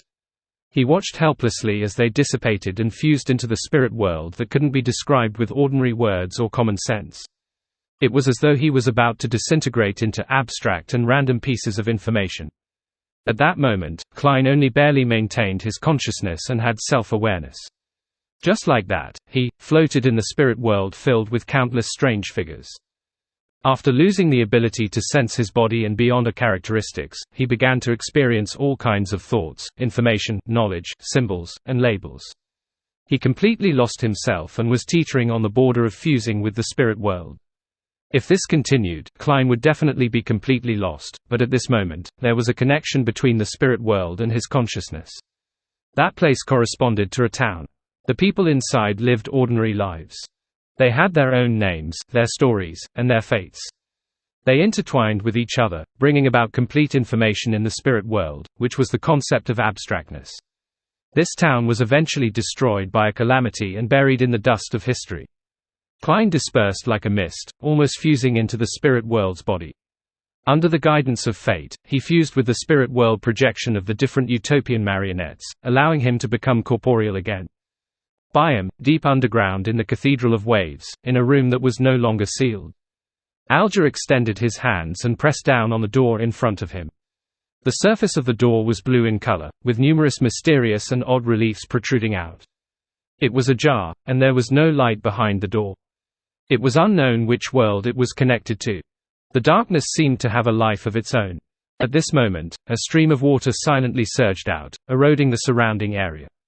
Bang! Alger's feet exerted strength, causing the ground to crack and spew out scarlet, nearly white, lava. This was a calamity he had created. His goal was to prevent the darkness from advancing.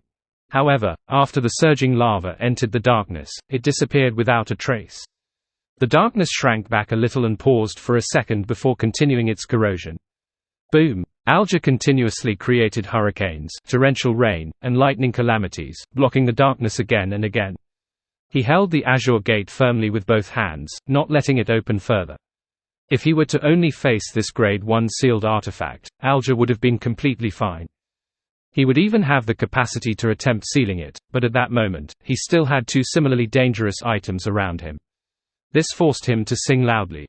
He used the melody of death to influence his surroundings and disrupt the operations of the other sealed artifacts. Then, he built a wall formed from blue seawater beside him.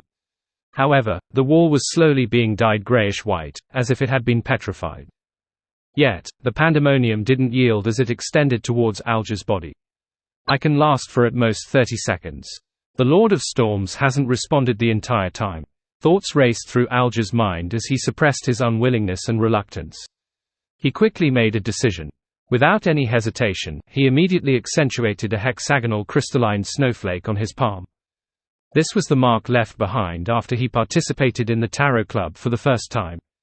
It could substitute the reciting of an honorific name, and allow Mr. Fool to cast his gaze over Blue Mountain Island, within the primitive forest.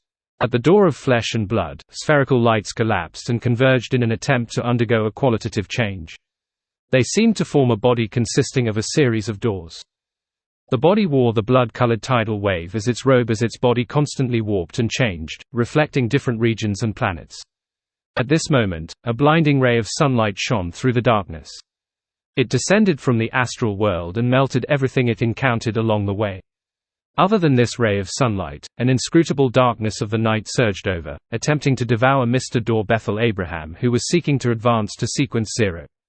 The land where the altar was quaked violently, tearing open a huge hole in a bid to devour the door of flesh and blood, and Bethel Abraham to fall deep into the core and face the chaos sea that contained all possible colors and possibilities.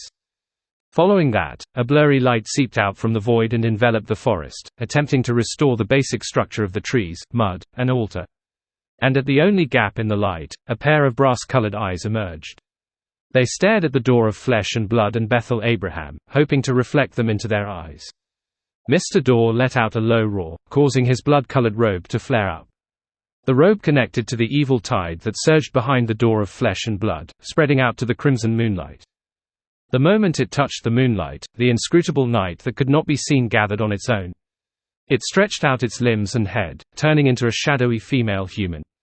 It possessed its own life, and its consciousness was no longer controlled by its user. Without any exception, the blinding sunlight transformed into a young man wearing fiery armor. The shaking ground grew eyes and closed its mouth. The screen that was transformed from a faint light revealed terrifying facial features. Around the brass-colored eyes, eyelashes emerged, transforming into wings. These obstructions and interferences fell into chaos, giving Mr. Door a chance for a breather. Seizing this opportunity, he entered the final step of becoming a god. At that moment, the door of flesh and blood suddenly collapsed and covered Mr. Door's body, making him seem to turn into another person. Klein's body seemed to dissociate into countless people. They had their own preferences, their personalities, their determination, and their fates. They lived in a town known as Utopia. These people quickly lived the short lifespans, waking up under the heavy storm. They came to their senses and realized what their identity was in essence. It was Joe Mingrui, and also Klein Moretti. They were also Sherlock Moriarty, Gairman Sparrow, Dwayne Dantes, and Merlin Hermes. One thing could have many names, but its nature wouldn't change. The people raised their heads and looked up into infinity from the illusory city in the spirit world. They saw the illusory and thin spirit body threads, and they saw a symbol made up of the pupil-less eye and the partially contorted lines. With the symbol as the core, Klein's figure outlined itself, his eyes tightly shut. Worms of spirit, bits of Beyonder characteristics, and bits of his self-awareness flew out from the spirit world corresponding to the Utopia area and towards Klein's slightly illusory body, allowing it to slowly become corporeal. At this point, there was no clear boundary between Klein's spirit body and his physical body. They were both one and separate, and also in a rather delicate state. In other words, a spirit body could be equivalent to a body of flesh and blood. His physical body could also fuse with his spirit body. As long as Klein was willing, he could switch between two states. Of course, he could also separate his physical body from his spirit body. All of them had their individual traits, and they could be decided based on a mere thought. 2 seconds later, the reassembly process was completed. Klein, who was floating in the depths of the spirit world, opened his eyes. His pupils were dark, without any light. He had already advanced to Sequence 1 and became an attendant of mysteries. Without a sound, a grayish-white fog appeared behind him. Above the fog was an ancient palace.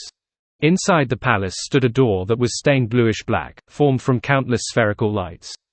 The door of light appeared rather clearly in the spirit world. It separated out a rather blurry phantom and cast it at Klein's body. As the phantom turned into a complicated symbol, it imprinted itself between Klein's brows. The entire spirit world and the real world outside began to gently shake as though they had encountered an earthquake from afar. At that moment, Klein's surroundings turned dark as illusory stars appeared one after another. They surrounded the strange door of light as though they wanted to lump together. In these illusory stars, the largest two overlapped and corresponded to an area in the real world. The third, fourth, fifth, and sixth stars were located somewhere else. Through these illusory stars, Klein saw Mr. Door and Eamon on a particular island.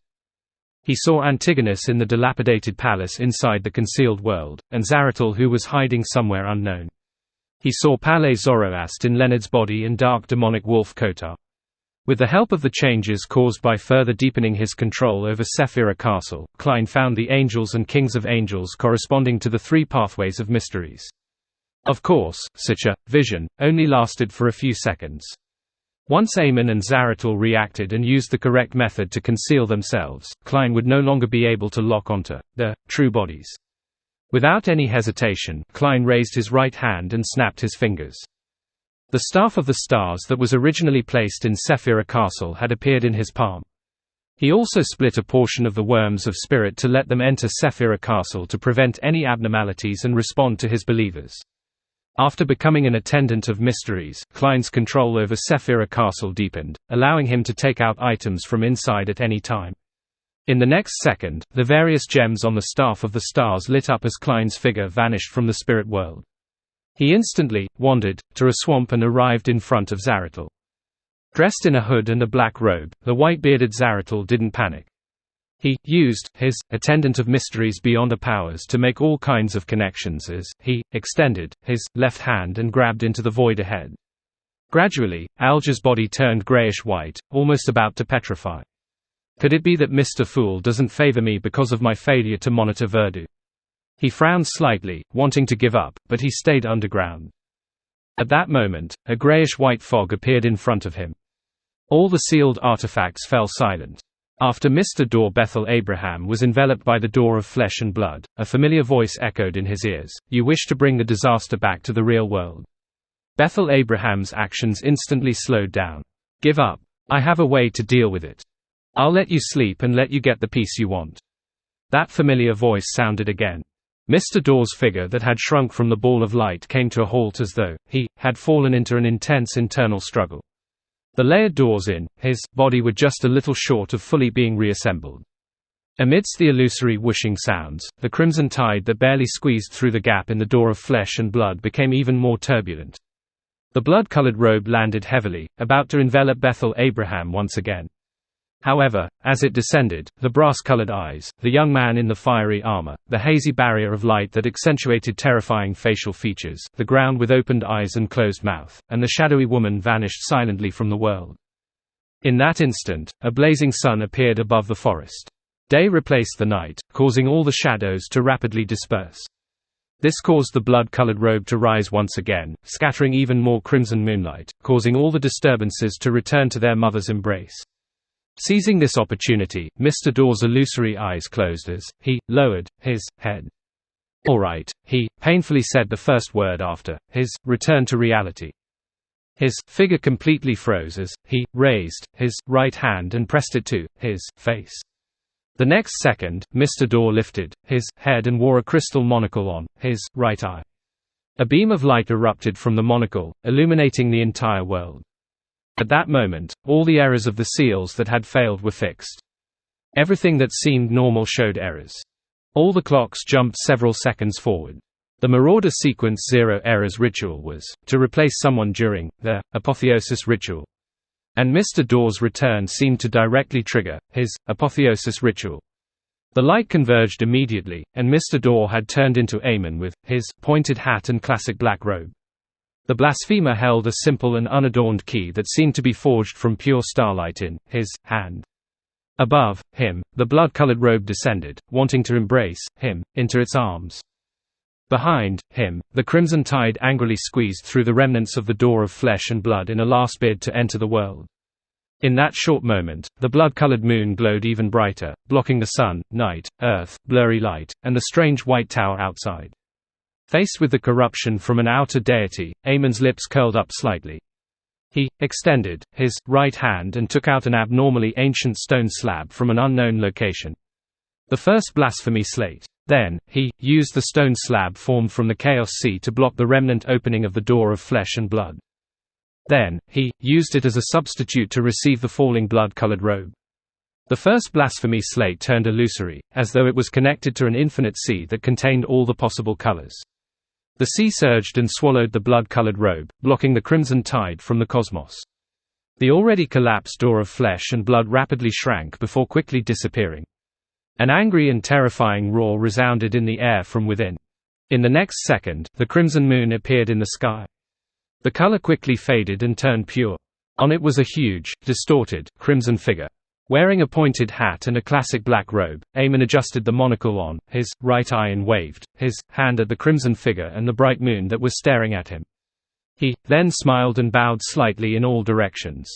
In the corpse cathedral that had an erected gigantic cross where countless skulls were watching with their hollow eyes. Adam, who was dressed in a simple white robe, took a look at the ceaseless lightning outside the stained glass. He slowly got up and walked to the pool of blood that Klein had left behind. He bent down and picked up the ancient and mysterious mirror. Following that, he turned around and walked towards the second blasphemy slate. Ellipsis. The first figure that Zaratul summoned out of the fog of history was still Roselle Gustaf, who wore a dark red coat embroidered with gold thread, and had chestnut-colored curly long hair. To this attendant of mysteries, there were quite a number of angels that he got to know in his long life. There were only a few that were stronger than a Sequence 1 Knowledge Emperor. For example, the Antigonus ancestor before he became the half-fool, Angel of Fate Ouroboros, or the Red of War Brass, who could indirectly obtain the strength of the Red Angel of Fate. But under such circumstances, Zaratul believed that summoning Roselle Gustaf's historical void projection first was safer. Before the Antigonus family's ancestor became the half-fool, he, too, was a Sequence 1 attendant of mysteries.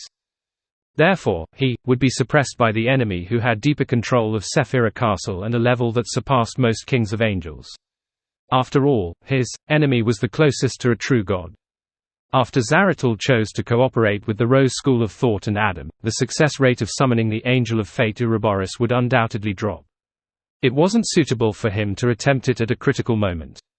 The Red of War Brass that could borrow the Red Angel's powers didn't possess the strength directly, so the actual effects produced weren't any stronger than that of Knowledge Emperor Roselle Gustaf. In comparison, Zaratul would definitely choose the historical projection that he was most familiar with and the easiest to successfully summon.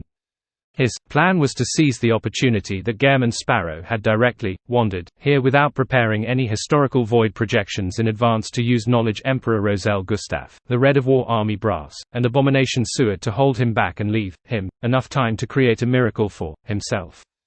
As soon as Roselle's figure appeared, he immediately condensed into complicated and illusory symbols in his eyes in a bid to infuse large amounts of miscellaneous and useless knowledge into his target's mind, causing his brain to explode.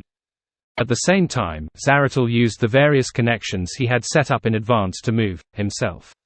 This swamp was his home ground. As he made slippery and transparent tentacles penetrate the hooded black robe and stretch into the fog of history, he summoned the Red of War Brass. At that moment, Roselle Gustaf's historical projection suddenly turned his head and used a subtle connection to look towards Zaratul's true form. Zaratul's mind was instantly filled with information and useless knowledge. His brain nearly exploded as he was unable to process his thoughts for a short period of time. He froze on the spot, his gaze not even changing. The historical projection, Knowledge Emperor Roselle Gustaf, that he had summoned had betrayed him. Klein was both surprised and unsurprised by this outcome. It wasn't surprising because this was his own doing. The Worms of Spirit in Sephira Castle had already grafted Roselle's present state to the concealed state that Klein had met. The surprising thing was that Adam had never reminded Zaratul to be careful of Roselle Gustaf. Klein had previously sensed the coincidences in certain matters. His preparations included using the Fool symbol's connection to Roselle Gustaf's seal. Through the corresponding prayer point of light, he could throw a worm of spirit that contained certain words or intent to his fellow earthling who was in deep sleep, and awaken him. Then, using a miracle, he could temporarily suppress the corruptive powers of the Mother Goddess of Depravity. Back then, the worst-case scenario that Klein took precautions against was if something happened to him that prevented him from contacting Sephira Castle. As such, the Worms of Spirit in Sephira Castle and the Worms of Spirit that were scattered in different places would end up losing control and be unable to save him. Once the Worm of Spirit he gave Roselle mutated, Roselle would know that there was something wrong. He could then use the powers of a Black Emperor to distort order to maintain the Worm of Spirit's lucidity for a certain period of time. As for what plan the Worm of Spirit and Roselle would come up with to save himself, Klein didn't know either. This was the real reason why he could hide from Adam. With his experience in the Hall of Truth, Klein knew that he wouldn't have any secrets when facing the Visionary. Any rescue plans, be it figured out from the past or on the spot, would be seen and heard clearly by Adam. At his level, the only way to avoid it was if even he himself didn't know how to save himself. Of course, Visionary Adam knew without a doubt that Klein had a Worm of Spirit in Roselle Gustaf's Black Emperor Mausoleum. He knew that his backup plan definitely came from this, but he wasn't able to pry into the secrets of it because it was contaminated by the Mother Goddess of Depravity. It was a place that had been corrupted by the cosmos, and the thought of prying into Roselle Gustaf was like prying into an outer deity. This was the difference in level. It was precisely because of this that Klein could calmly ask all kinds of secrets and read the second blasphemy slate. On the one hand, knowledge was indeed tempting. And on the other hand, he was stalling for time, waiting for the other side to complete the task of rescuing him. At the same time, he didn't want to occupy his mind, otherwise, he couldn't help but think about how he could save himself. As a result, Klein began to suspect that other than the unknown reasons as to why Adam had shared so many secrets with him, was because he was also trying to lure him into thinking of the solutions he would use to save himself, so as to find clues and stop him in advance. Therefore, the question and answer session in the Corpse Cathedral was a clash of minds. Klein had to constantly control himself to prevent his thoughts from going astray. And under this premise, Adam clearly knew that there might be problems with Roselle Gustav, but he didn't remind Zaratul. Regardless of the reason, Klein had no intention of letting the opportunity slip. He immediately raised the Staff of the Stars in his hand and skillfully simulated Amon's Worm of Time's powers. Gong! An ancient mottled stone clock phantom appeared. Its face was separated into 12 different segments by grayish-white and bluish-black colors. Each segment represented a different symbol of time. Gong! One of the 3 needles in the middle of the stone clock jumped, and Zaratul's body froze on the spot. Klein immediately transformed into a maggot vortex that extended countless slippery tentacles. In the middle of the vortex was a strange door of light. The door of light didn't move as the vortex swirled around it. A terrifying suction force forcefully pulled out the Beyonder characteristics within Zaratul's body. This was the method Palais Zoroast had used to deal with Amon's avatar back then. He had relied on his position to forcibly gather characteristics. Bit by bit, the Beyonder characteristics flew out at an accelerating rate. By the time Zaratul escaped his frozen state and the mental explosion, he was already unable to extricate himself. He could only watch helplessly as he was completely carried into the dark and gloomy maggot whirlpool. A few seconds later, the vortex outlined its body again, and Klein landed his feet on the ground. In the fog of history, Zaratul's figure appeared again and again, but it was impossible for him to retrieve his Beyonder characteristics. In the end, it could only fade away silently, making it difficult for him to completely revive. Klein used the ritual's remnant effects that hadn't completely dissipated and directly swallowed Zaratul's characteristic. He wanted to use this to lower the influence of the celestial worthy of heaven and earth for blessings. Ellipsis. As the Corpse Cathedral was still floating in the sea of lightning, Adam, who wore a simple white robe and had a faint blonde beard, suddenly appeared at the edge of the waters near the ruins of the Battle of Gods. The sea split apart, and a path appeared. It led straight to the spot which was stained with the ancient sun god's blood. It led straight to the giant king's court's projection, the Forsaken Land of the Gods. In the depths of the Forsaken Land of the Gods, at the top of a mountain peak, there was a huge cross erected, and there was an indistinct figure hanging upside down on it.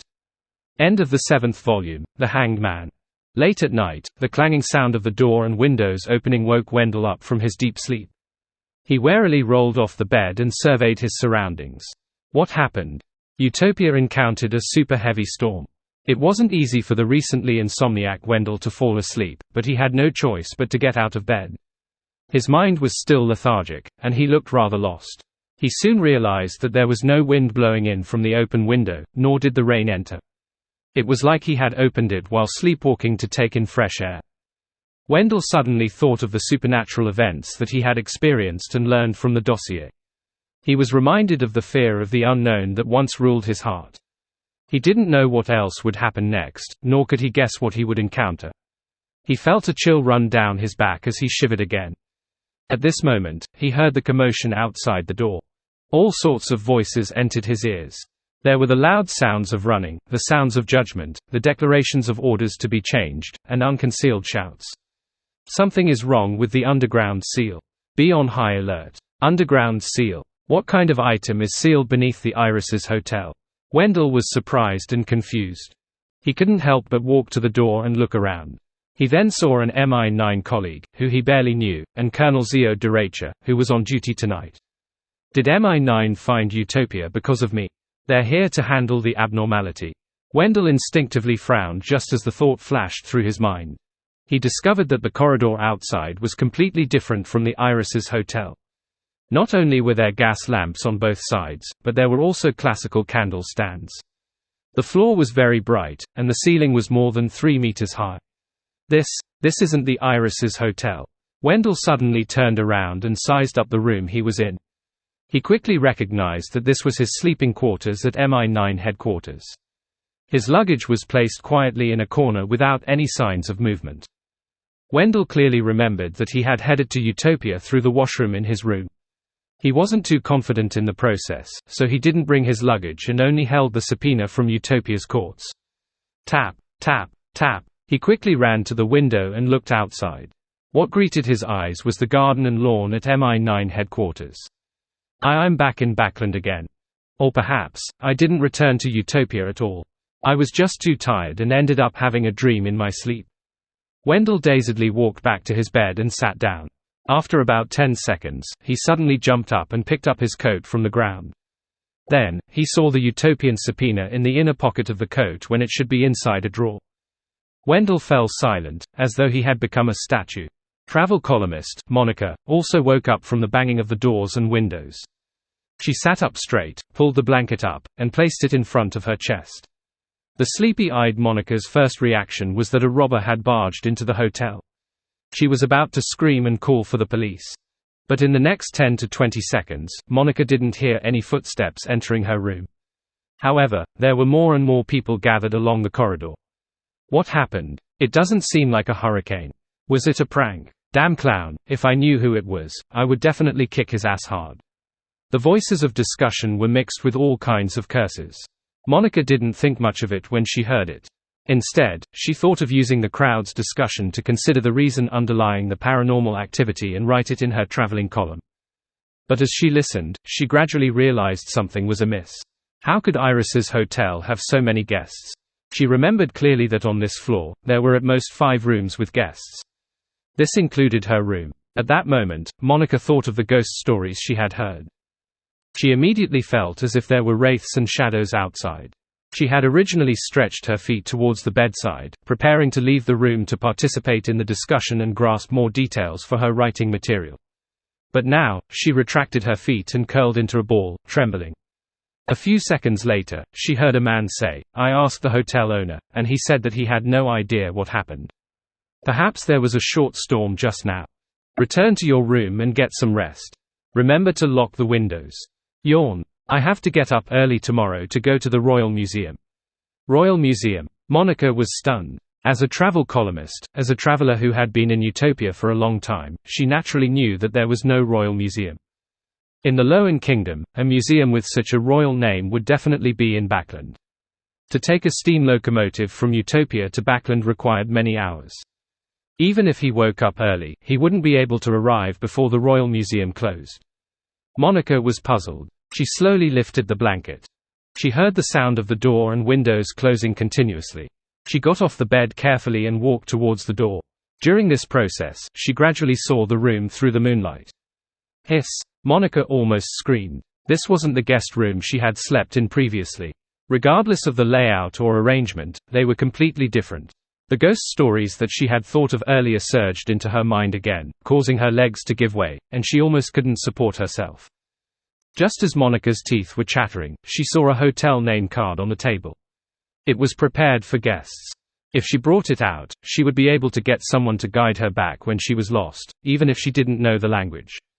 Monica subconsciously approached it and used the moonlight to identify the words on the name card. Carlpensa Hotel, Backland Westborough, 19 Morning Street.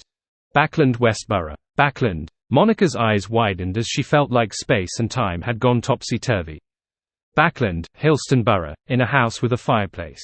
Foles heard the door and windows open, but she didn't immediately wake up. This was because she had fallen into a strange nightmare and couldn't break free. She dreamed that her teacher, Dorian Gray Abraham, had been influenced by the family's sealed artifact, dying in front of her with blood dripping. She dreamed that she had lost control and mutated, turning into a series of starlight insects that warped into the shape of doors. She couldn't help but fly towards a door of flesh and blood. She dreamed that the apocalypse had dawned, and the surging blood-colored tide had drowned the entire world, preventing Zeo, Gem and Sparrow, and company from escaping. Finally, Foles escaped the dream and sat up, panting heavily. As a demigod, one who was once an astrologer, she knew what such a dream meant. She hurriedly suppressed her emotions and looked up ahead. The glass on the oriel window in the bedroom all bore open at some point in time. Something must have happened. Furthermore, it has a certain relationship with the Apocalypse, the Abraham family, and the Apprentice pathway. Foz silently muttered to herself before standing up and wearing a cloak, preparing to teleport to her teacher to confirm his safety.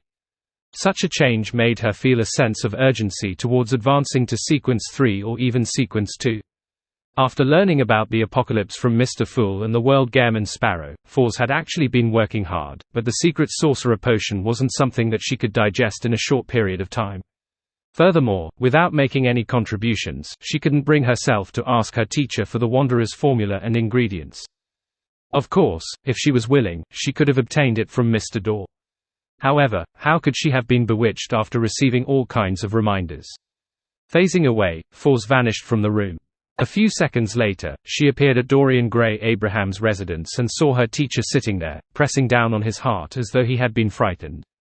"Do you need medicine?" Foz asked carefully. She had purchased medicine from Mr. Moon to treat ailments of age. Dorian took a deep breath and shook his head. "There's no need." Foz immediately relaxed. "Teacher, I dreamed that you were affected by the negative effects of the sealed artifact. The windows and doors around me had undergone unnecessary changes, so I came over to take a look." Dorian looked up at the window open and said with a serious expression, "Your dream wasn't wrong. I nearly died just now, but at the most critical moment, the seal came into effect." Having said that, he suddenly stood up and said to Foz, "Quick! Bring me somewhere else. I'm worried that something might happen to the other family members." Without any hesitation, Foz immediately grabbed her teacher's arm and asked for the exact location. Their figures rapidly faded away and disappeared. After traveling through the spirit world that was covered in grey fog for several seconds, Foz and Dorian suddenly left the present environment and landed in a place that looked like a study. There were quite a few people standing there. They were members of the Abraham family who wielded different sealed artifacts and could travel. "Villos, why are all of you here?" Dorian blurted out. Villos and the others shook their heads at the same time, both confused and terrified. In the next second, countless dazzling stars appeared out of the void. The starlight quickly gathered together, turning into objects that fell to the ground one after another. There was a miniature door of starlight, a crystal ball formed from insects. There was a translucent, strange-looking key, a resplendent torch that burned slightly. For some reason, names after names appeared in Dorian and company's minds: Sequence 3 Wanderer beyond a characteristic. Sequence 4 Secret Sorcerer beyond a characteristic. Sequence 1 Key of Stars beyond a characteristic. Sequence 2 Planeswalker beyond a characteristic. Furthermore, there wasn't just one of each beyond a characteristic. There were even 2 Sequence 1 Key of Stars beyond a characteristics. In addition, there were 3 Planeswalker beyond a characteristics, and even more of the rest. The key members of the Abraham family and Foz slowly turned agape, unable to close them for a long time. By the time all the Beyonder characteristics dropped to the ground, nothing abnormal happened again. There was silence. The nearly frozen silence lasted for nearly 10 seconds before the Abraham family members uniformly cast their gaze at Foz. After sensing the mixed emotions of wariness, guardedness, and fear, Foz took the initiative to take a few steps to the side and warned, "Be careful of the negative effects." Even if the Beyonder characteristics hadn't fused with the surroundings and formed sealed artifacts, they contained certain negative effects. However, most of the time, it would only have effects from direct contact. Of course, the Beyonder characteristics here were all high-sequence Beyonder characteristics. No one could be certain if they would actively expand their area of influence. Seeing that Foz didn't show any obvious greed, Dorian nodded and said, "When you finish digesting the secret sorcerer potion, you can consider advancing to Sequence 3 Wanderer. I'll give you the potion formula and prepare the corresponding ingredients for you. Of course, at this level, the higher the sequence, the greater the danger you face. This is an objective situation. It doesn't change because of your personal will and arrangements. When the time comes, you can decide whether you wish to advance or not." He said these words because he cared for his student, and on the other hand, he wanted to assure her that whatever the Abraham family possessed was equivalent to her possessing it. No one would treat her as an outsider and deliberately make things difficult for her on the matter of raising her sequence. This could effectively eliminate the heat brought by greed. And after obtaining so many high sequence Beyonder characteristics, Villos and the other members of the Abraham family weren't unwilling to part with a Wanderer Beyonder characteristic. They even believed that using it to exchange for peace was absolutely worth it. After all, there was only one demigod here, Fors. Without the time to bring out the Grade 0 sealed artifacts, and because of the ineffectiveness of the seals, the Abraham family members didn't dare take out most of the Grade 1 sealed artifacts. Under such a situation, Fors had the ability to finish all of them off. Faced with her teacher's promise, Fors tersely acknowledged. Was the door to the concealed space opened? She thought that the high sequence beyond characteristics in front of her were all from the Abraham family's treasure vault and had been thrown into the real world due to the recent abnormality. However, she did feel that there were too many of them. No. Dorian slowly shook his head, looking confused. The other Abraham family members remained silent, equally confused. No one would believe that treasure would fall from the skies unless it happened before their eyes. Should we pray to Mr. Fool? Fors tried giving a suggestion. Dorian, who had a vague guess, immediately looked at the other Abrahams.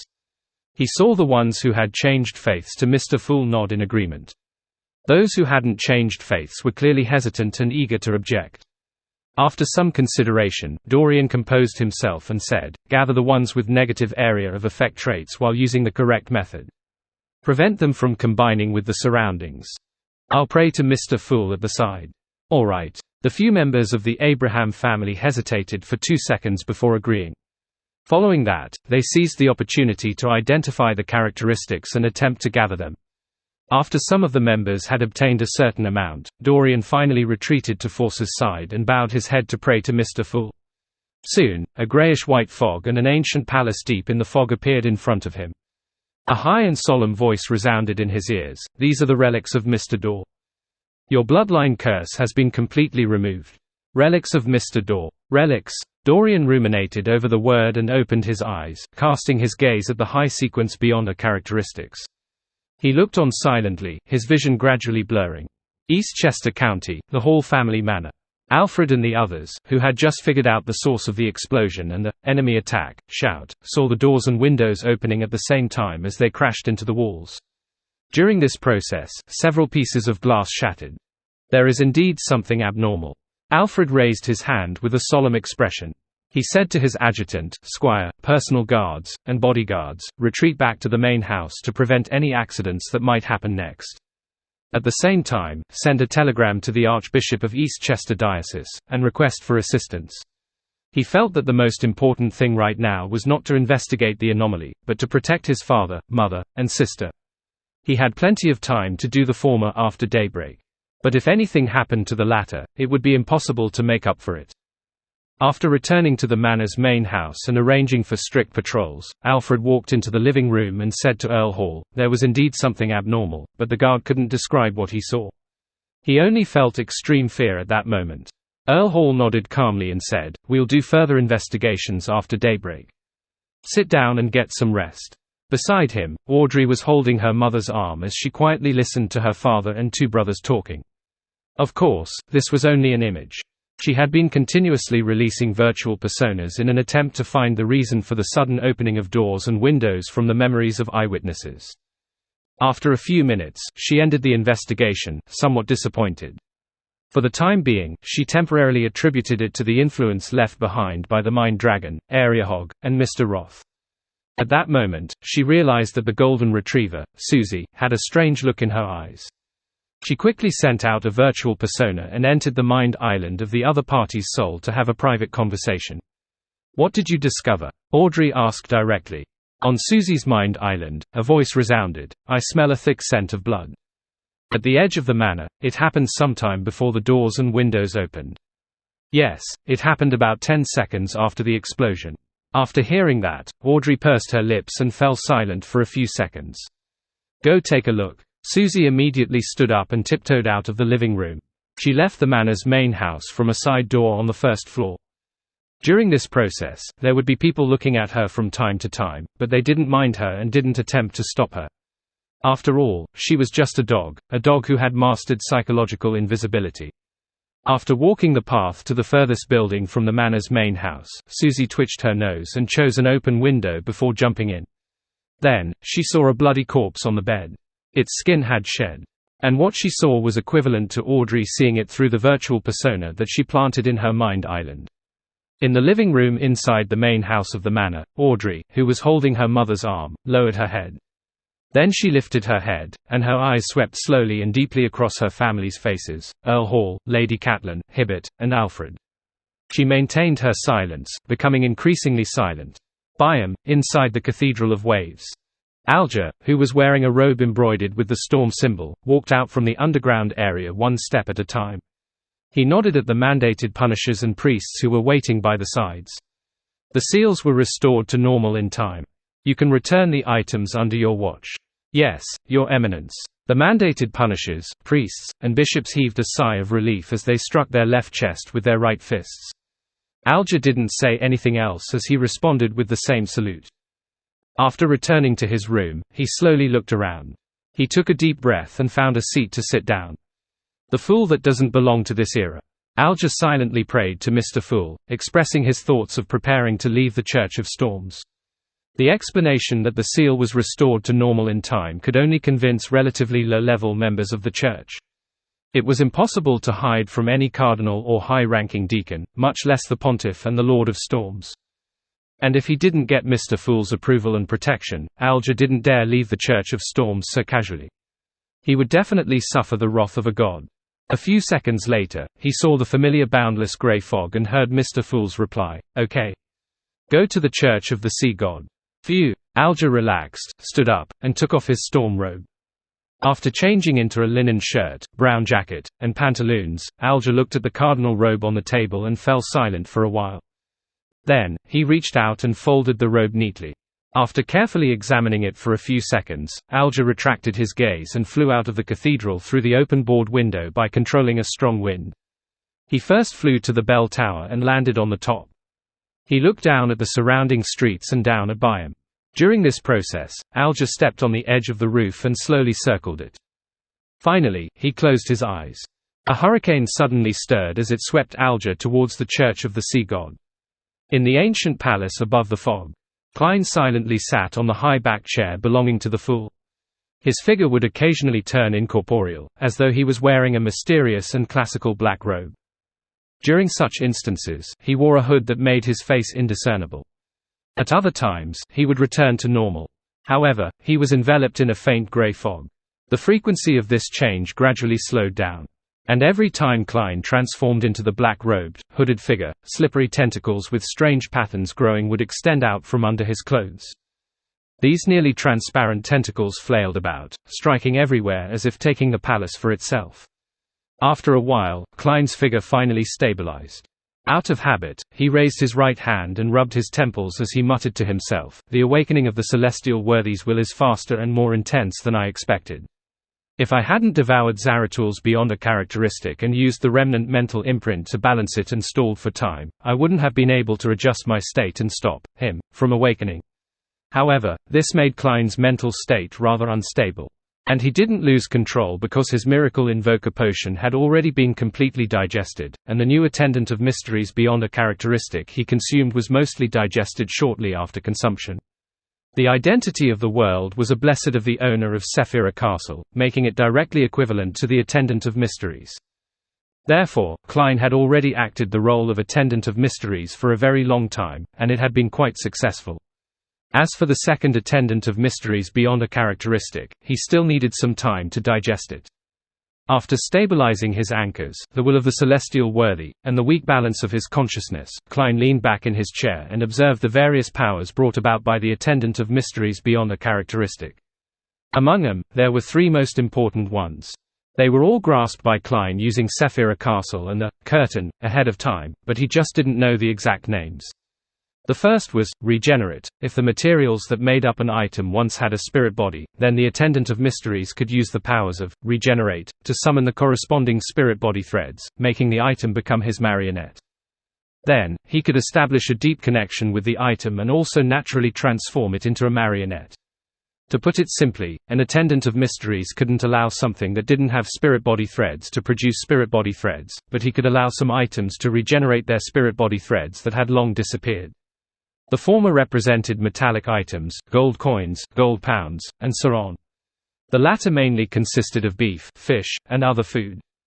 Once humans ate food that were marionettes, they would also transform into marionettes, as though they had encountered intense corruption.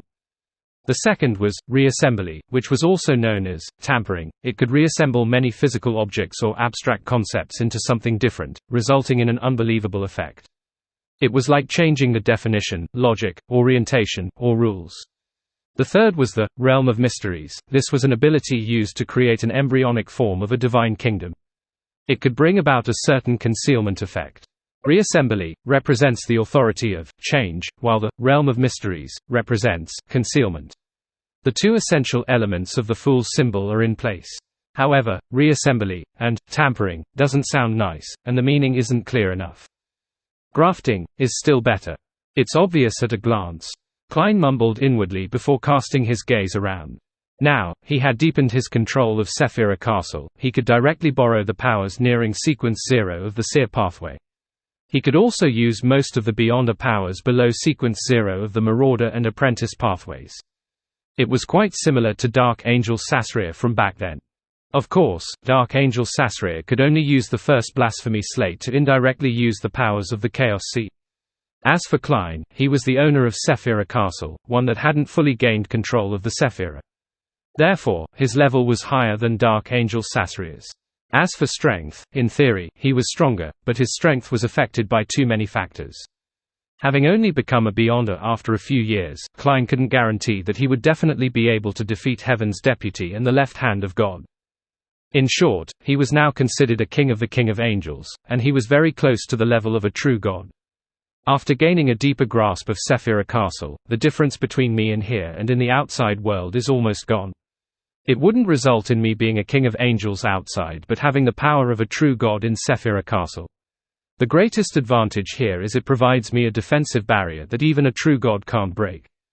Yes, whether the outer deities can do it remains to be seen. Klein slowly exhaled as he focused his attention on the current situation. There were two things he was most worried about at present. The first was the primordial moon, which was also the mother goddess of depravity. Although she failed to fully descend into the real world with Mr. Dawes' return, a little portion of her strength had invaded. Furthermore, she maintained it for a few seconds under the attacks of the 5 orthodox deities of Evernite, Steam, and company. Whether this would affect the surroundings, the corresponding pathways, and exert certain effects on some matters remained to be seen. Second, Angel of Time Amon has already stolen Mr. Dawes' ritual and became Sequence 0 of the Marauder pathway. He would be Klein's most direct and most powerful enemy. I wonder if Amon has taken the opportunity to accommodate Mr. Dawes' uniqueness and Sequence 1 Key of Stars. If he has completed this step, he will be the most powerful true god in the real world. I wonder how he compares to the Evernite goddess. No one knows how much of the death and god of combat uniquenesses the goddess has accommodated. Typically speaking, Amon shouldn't have the time to accommodate the Apprentice pathway's uniqueness. Although Mr. Dawes' return is equivalent to the ritual itself, the most important matter at that moment was to replace Mr. Daw, allowing the 3 Sequence 1 Beyonder characteristics and the uniqueness of the Marauder pathway to gather together, resulting in a qualitative change. There's no time to accommodate the uniqueness of the Apprentice pathway. Also, this operation has a high chance of awakening the Celestial Worthy. Amon wouldn't take such a risk. In other words, Amon's subsequent focus is to accommodate the uniqueness of the Apprentice pathway and become a true god of 2 pathways. Otherwise, under the watch of the other true deities, it will be very difficult for him to finish off a king of angels like me. Furthermore, even if he does take the risk and succeeds, him having accommodated the Apprentice pathway's uniqueness means that he has to slowly adapt and stabilize his condition, making it impossible to deal with me in a short period of time. I have to make use of the time to become the fool. Only by doing so can I use Sephira Castle and my own level to resist Amon. I don't have much time left. Klein silently gave a self-deprecating comment. He leaned forward and gently tapped the edge of the long mottled table. He was analyzing the possibility of him becoming the fool in a short period of time. The digestion of the Attendant of Mysteries potion was relatively simple. By the time Klein used his anchor and consciousness to suppress the awakening of the Celestial Worthy of heaven and earth for blessings, and not lose control or become someone else, he could use Sephira Castle to create an avatar like Amon. Then, he could use the power of Sephira Castle to steal the undigested Attendant of Mysteries Beyonder characteristic he got from Zaratul. At this point, Klein would immediately turn the avatar into a marionette to prevent any unexpected developments. This way, Klein would drop to the level of an attendant of mysteries who had fully digested the potion, and he would have an attendant of mysteries marionette. This was one of the main ingredients of the potion. And the attendant of mysteries who had digested the potion was qualified to consume the fool's potion and become a sequence 0 true god. These series of operations weren't too complicated, but it was prone to mistakes. Furthermore, an ordinary dual sequence 1 King of Angels from the Seer pathway couldn't do it unless they have a sequence 2 Trojan Horse of Destiny friend of the Marauder pathway who's willing to sacrifice himself to provide help. Of course, a sequence 1 Worm of Time friend could do it. Therefore, to Klein, the most troublesome thing was the other two matters: first, how to deal with the half-fool of the Antigonus family, and secondly, how to complete the ritual of fooling time, history, or fate. With my current level and strength, it isn't impossible to deal with the Antigonus family's ancestor. Of course, the prerequisite is that I should first familiarize myself with the corresponding Beyonder powers and changes in Sephira Castle. Sigh, I don't have any idea on how to approach the fool's ritual at all. Klein raised his hand and pinched his forehead, casting his gaze at the grayish-white fog beneath Sephira Castle. Among time, history, and fate, he was undoubtedly more familiar with history. Now, he could use Sephira Castle to directly influence the fog of history, allowing the corresponding powers of the Seer pathway to become stronger or weaker. This was the embodiment of authority.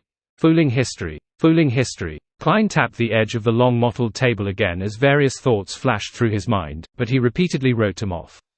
In his opinion, all the possible solutions didn't satisfy the requirements of fooling history. This was because history objectively recorded what had happened. Whatever happened was definitely reasonable. And the solutions that could satisfy the requirements, such as returning to the past, consuming the potion, and becoming the fool that came from history, wasn't able to achieve it.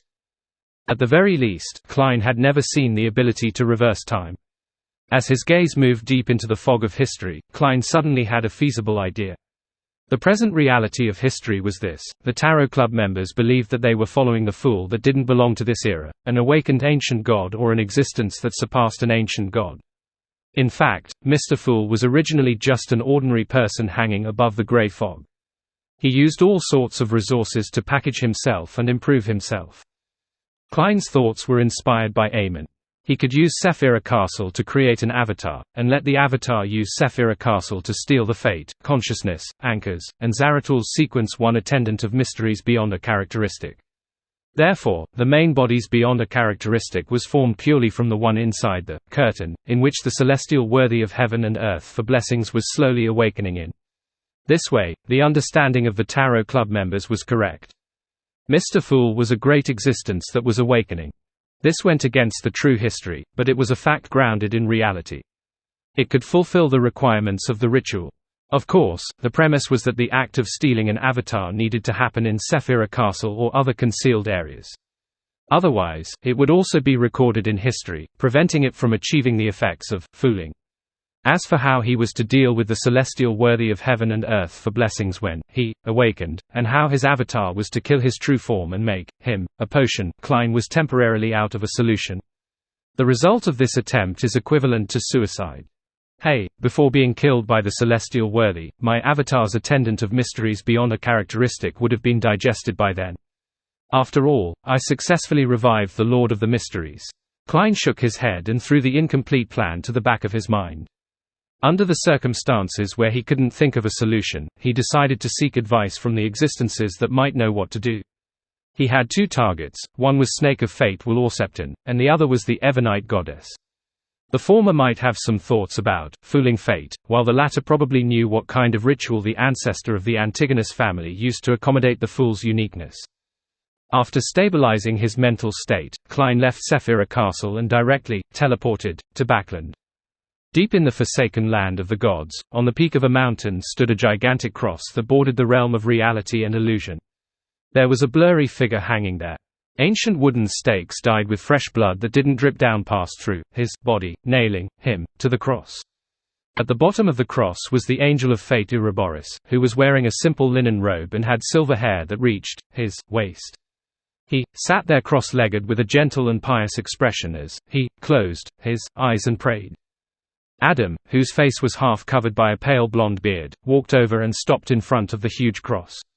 He raised his head and silently looked at the hanging figure. He held a rhodes in one hand and held the second blasphemy slate in the other. His eyes were limpid and his expression was calm. After an unknown period of time, the image of the hanged man on the huge cross suddenly faded away, connecting to the sky and to the land below with a shadow curtain. Behind the curtain, there seemed to be a pair of cold eyes watching over the world. In the next second, a rift appeared in the shadow curtain. It was dark inside, faintly reverberating with an illusory tidal wave. Adam raised his left hand and let the ancient and mysterious magic mirror emit a faint glow. In the light, a sticky but illusory black liquid surged out. A boundless sea that seemed to contain all colors appeared. It looked like it was at arm's length but couldn't affect reality. Following that, Adam placed the second blasphemy slate into the illusory scene. The illusory sea scene in the distance ebbed gently as it circled the second blasphemy slate, forming a certain connection with it. The second blasphemy slate was a manifestation of the corpse of the ancient sun god, one which was extremely close to being a great old one, and almost equivalent to the owner of the Chaos Sea. Upon seeing this scene, Adam's left hand moved slightly, allowing a rhodes to fly up and fall towards the angel of fate Ouroboros under the huge cross. The second blasphemy slate that he held underwent some subtle changes, and through the rift on the curtain, he walked inside. The shadow curtain closed and quickly faded away, leaving behind a huge empty cross. No one said a word throughout the entire process. Everything was carried out silently.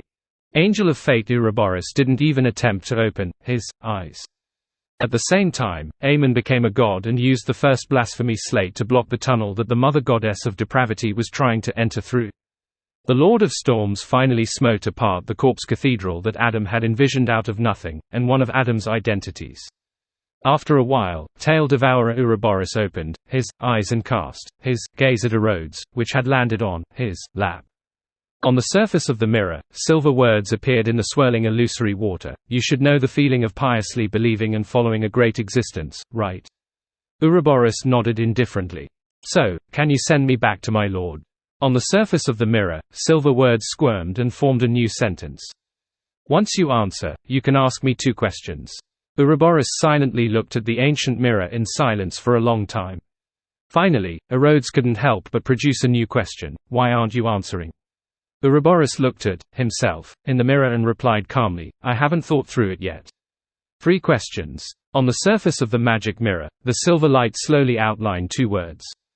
In Backland, on a lawn that belonged to a bungalow, Will Orsepton, who was already over 2 years old, was happily chasing a fat golden cat with glistening fur. Beside him was a nanny and a maid. Ever since this snake of fate was born, Aaron Sirius's career had improved by the day. Now, he owned a private hospital that provided medical services to high society. As he ran, Will Orsepton stepped on a spot that was slippery. With a slip, his body involuntarily leaned back. He took a few steps back and stepped on another rock. This provided an impetus to stop Will Orsepton's fall, miraculously allowing him to maintain his balance. In regards to this encounter, alarms started ringing in this chubby toddler's head. This was because with his luck, it was impossible for him to step on a spot that could make people slip. A familiar figure quickly appeared in his eyes. It was Sherlock Moriarty wearing a half-top hat and a black double-breasted coat. Will Orsepton turned his head abruptly and looked at his nanny and maid. He discovered that they hadn't noticed the appearance of the stranger on the lawn. I have a nagging feeling you would say, go ahead and scream. No one will hear you, the 2-year-old toddler mumbled as he turned around. Without waiting for Klein's reply, he spread his hands and said, in short, I must congratulate you on becoming a king of angels. Bullying children doesn't suit your current status. Klein let out a soft chuckle. Do you know how to fool fate? Will Orsepton raised his head and looked warily at Klein. Giving me fake ice cream isn't equivalent to fooling fate. With that said, he grumbled, why don't you squat down? At my age, it'll be bad for my next development if I have to keep raising my head like this. Klein didn't have the air of a newly advanced king of angels. He squatted down with a smile, allowing Will Orsepton to look him straight in the eye. Will Orsepton held his nanny's hand and said, unless I've advanced to sequence 0 and become a wheel of fortune, fooling me in any form doesn't count as fooling fate. Klein thought and asked, "You haven't found the opportunity to accommodate the die of probability?" "No." Will Orsepton shook his head before adding, "I have a premonition that it's coming soon." Klein carefully looked at the chubby 2-year-old toddler for a few seconds before suddenly smiling. "If I were to give you the die of probability to Ouroboros, would he quickly advance to sequence 0? Will Orsepton glared at Klein and said, "He will also need to wait for an opportunity to accommodate it. Furthermore, the opportunity to become a wheel of fortune, and the requirement to accommodate the die of probability isn't the same." As he spoke, Will Orsepton curled his lips. "If you wish to accommodate the fool's uniqueness, the corresponding ritual can be simplified. It won't be that difficult. In such a situation, by ingeniously using the abilities of a Trojan horse of destiny and making a sacrifice to a certain degree, there's a chance of fooling fate. However, when you attempt to advance to sequence 0, even if you accommodate the uniqueness and absorb 3 sequence 1 beyond the characteristics on separate occasions, you will still have to hold a ritual, allowing the corresponding items to fuse and undergo a qualitative change. Is that so? In other words, choosing to first accommodate the uniqueness is just a trick, but in the end, I have to truly fool time, history, or fate." Klein nodded slightly and said, "I roughly understand." He smiled and added, "Enjoy your childhood. I wonder how long it will last." With that said, Klein's figure turned transparent and vanished from the lawn. Will Orsepton's other empty hand instinctively grabbed forward before retracting it weakly. "He left just like that. He's so rude. He actually didn't prepare a present when he visited," the child couldn't help but mutter. Northborough in Backland. St. Samuel Cathedral. Klein, who had transformed into Dwayne Dantes, walked into the prayer hall and found a corner to sit down. He looked at the Evernite sacred emblem on the altar, lowered his head, clasped his hands, and began to pray. The Evernite goddess who stands higher than the cosmos and more eternal than eternity. You are also the mother of concealment, the empress of misfortune and horror. As he prayed, Klein's body and mind gradually settled down as though he had entered a half-awake state. After an unknown period of time, a boundless darkness appeared in front of him. Beside his feet was a clump of night vanilla and slumber flowers. This place was so quiet that even breathing seemed to disturb those in slumber around him. Before Klein could survey his surroundings, a figure suddenly descended from the depths of the darkness. There was clearly no sky or land here, but the figure seemed to come from the crimson moon or the stars in the sky. She was wearing a long, layered black dress that didn't seem complicated at all. It was adorned with countless resplendent lights, as though the starry night sky had been draped upon it. Her head was indistinct and difficult to discern. He could only confirm that it was a female.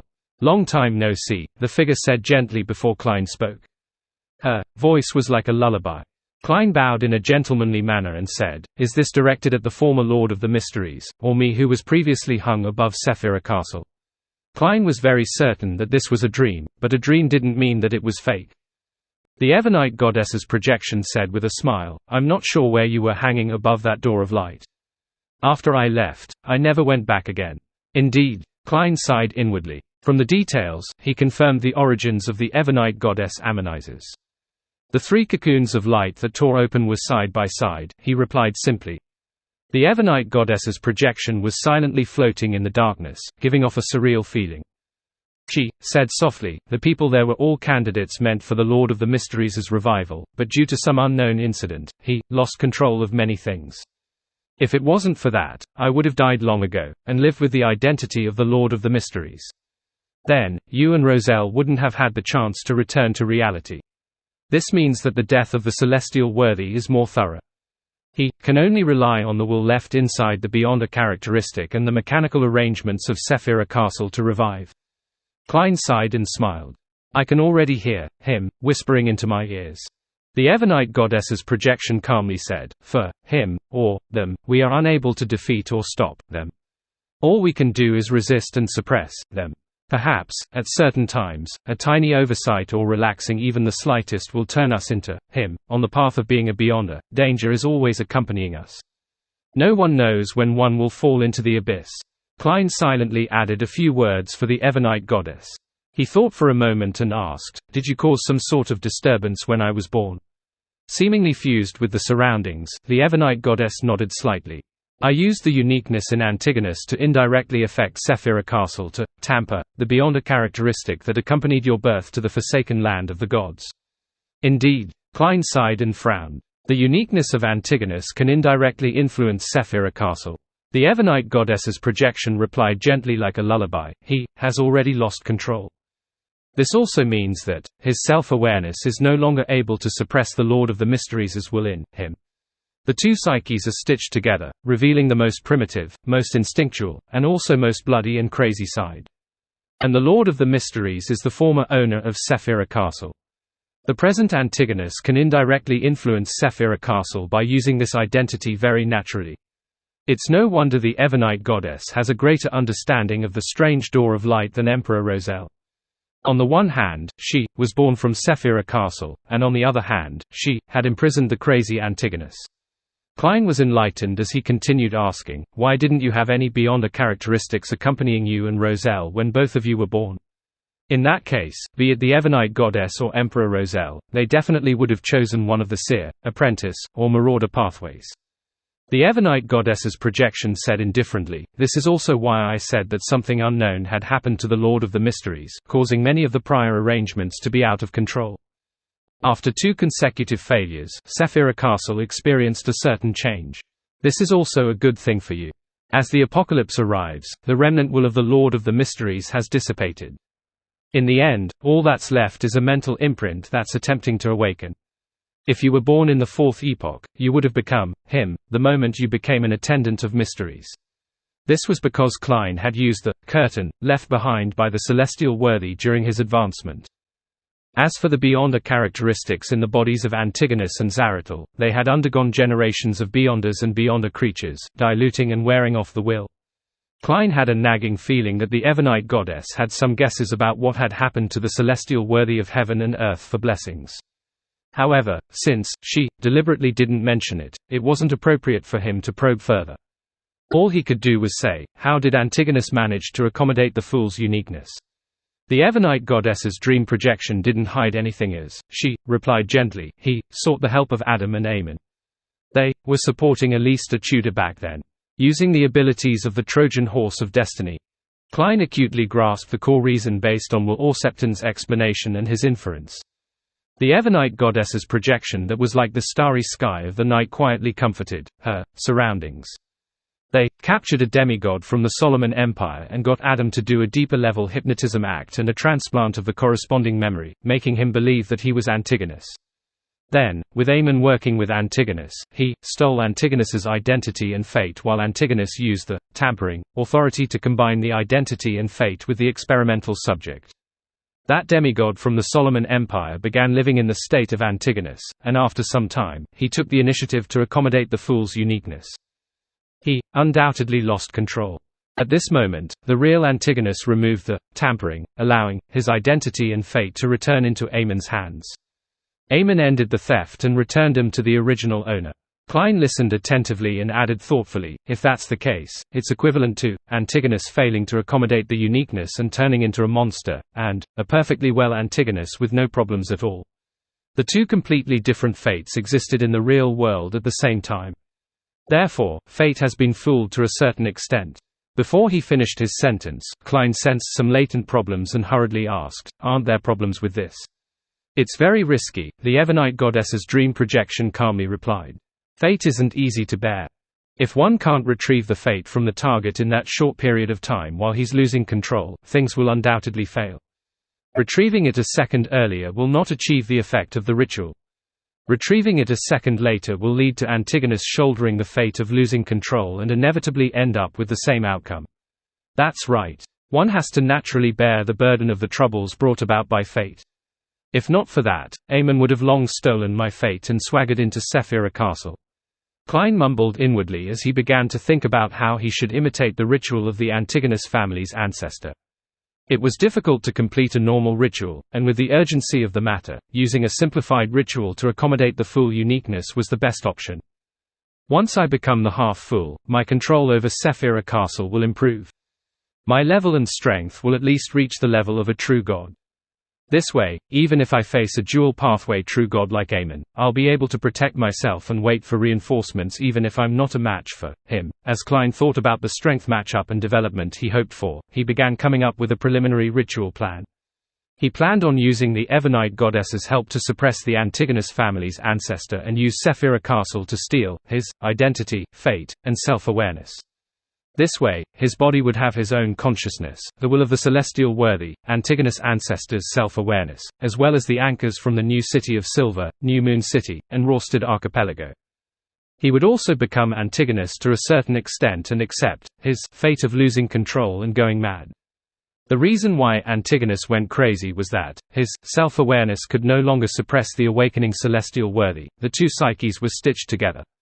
When his self-awareness reached Klein's body, he would undoubtedly repeat the same process. This was because the celestial worthy's will in Klein's body was no less than the one in his actual body. In other words, the fate of losing control and madness was unavoidable. Klein believed that there wouldn't be any additional burden when bearing it. At the same time, with him having more anchors than Antigonus, his own consciousness could remain center stage and in a harmonious state, maintaining a sliver of rationality. In such a state, he would use the identity of the Antigonus family's ancestor to accommodate the fool's uniqueness. And in the corresponding fate, this was something that he had long accommodated, so it wouldn't bring about any further repercussions. Hence, fate had been fooled. After the ritual ended, Klein would remove his theft and restore his original identity and fate, and no longer be affected by the madness, allowing him to become the half-fool. The main problem of this plan was in two places. First, it was to maintain his own state. Any slight accident could easily cause Klein to go crazy and be powerless to save himself. Second, no one knew for sure how much the celestial worthies will in the body of the Antigonus family's ancestor would awaken or bring about unsuppressed changes. He could only rely on the Evernite goddess to balance it out. At this moment, the Evernite goddess's projection seemed to have guessed his thoughts. If you wish to steal the fate of Antigonus, it's best to let him enter a temporary state of eternal slumber. I can try to help you, but I need a medium to have the necessary confidence. This is an angel that had accommodated the fool's uniqueness. What medium? Klein asked, seemingly in thought. The Evernite goddess's projection said with a smile, the river water of the river of eternal darkness. As expected, to Klein, this answer wasn't surprising at all. It was even within his expectations. This made him feel rooted to the ground. He deliberated for a moment and said, just the river water. The Evernite goddess's projection nodded slightly and said, you won't be able to take away the entire river of eternal darkness at the moment. You'll understand once you reach the depths of Calderon City. You can ask the questions when you're back. Without waiting for Klein to answer, she added, for you, there's an unusual danger there. You better wait until your mental state is stable before you go. All right. Although Klein didn't know what he would encounter in the depths of Calderon City, he knew that he wasn't in the right state to take risks, especially when it involved the Sephira. The Evernite goddess's projection continued, when you wake up, hold a bestowment ritual. I will give you an item that can be used to scoop up the river water of the river of eternal darkness. Klein nodded and said without a word, Adam is part of the ancient sun god, one of his identities. The Evernite goddess's projection didn't show any obvious signs of emotion. She gently said, he has already gone to the forsaken land of the gods and met the true creator. That's fast. After feeling a little surprised, Klein felt that it was only right. The reason why Adam allowed the secret to be exposed was that the secret was no longer of value. The Evernite goddess's projection continued, no matter what happens next, it will take a long period of time. You don't have to pay attention to it for now. After Klein nodded, the figure in front of him quickly turned blurry. The night vanilla and slumber flowers under his feet flew up one after another, scattering throughout the darkness.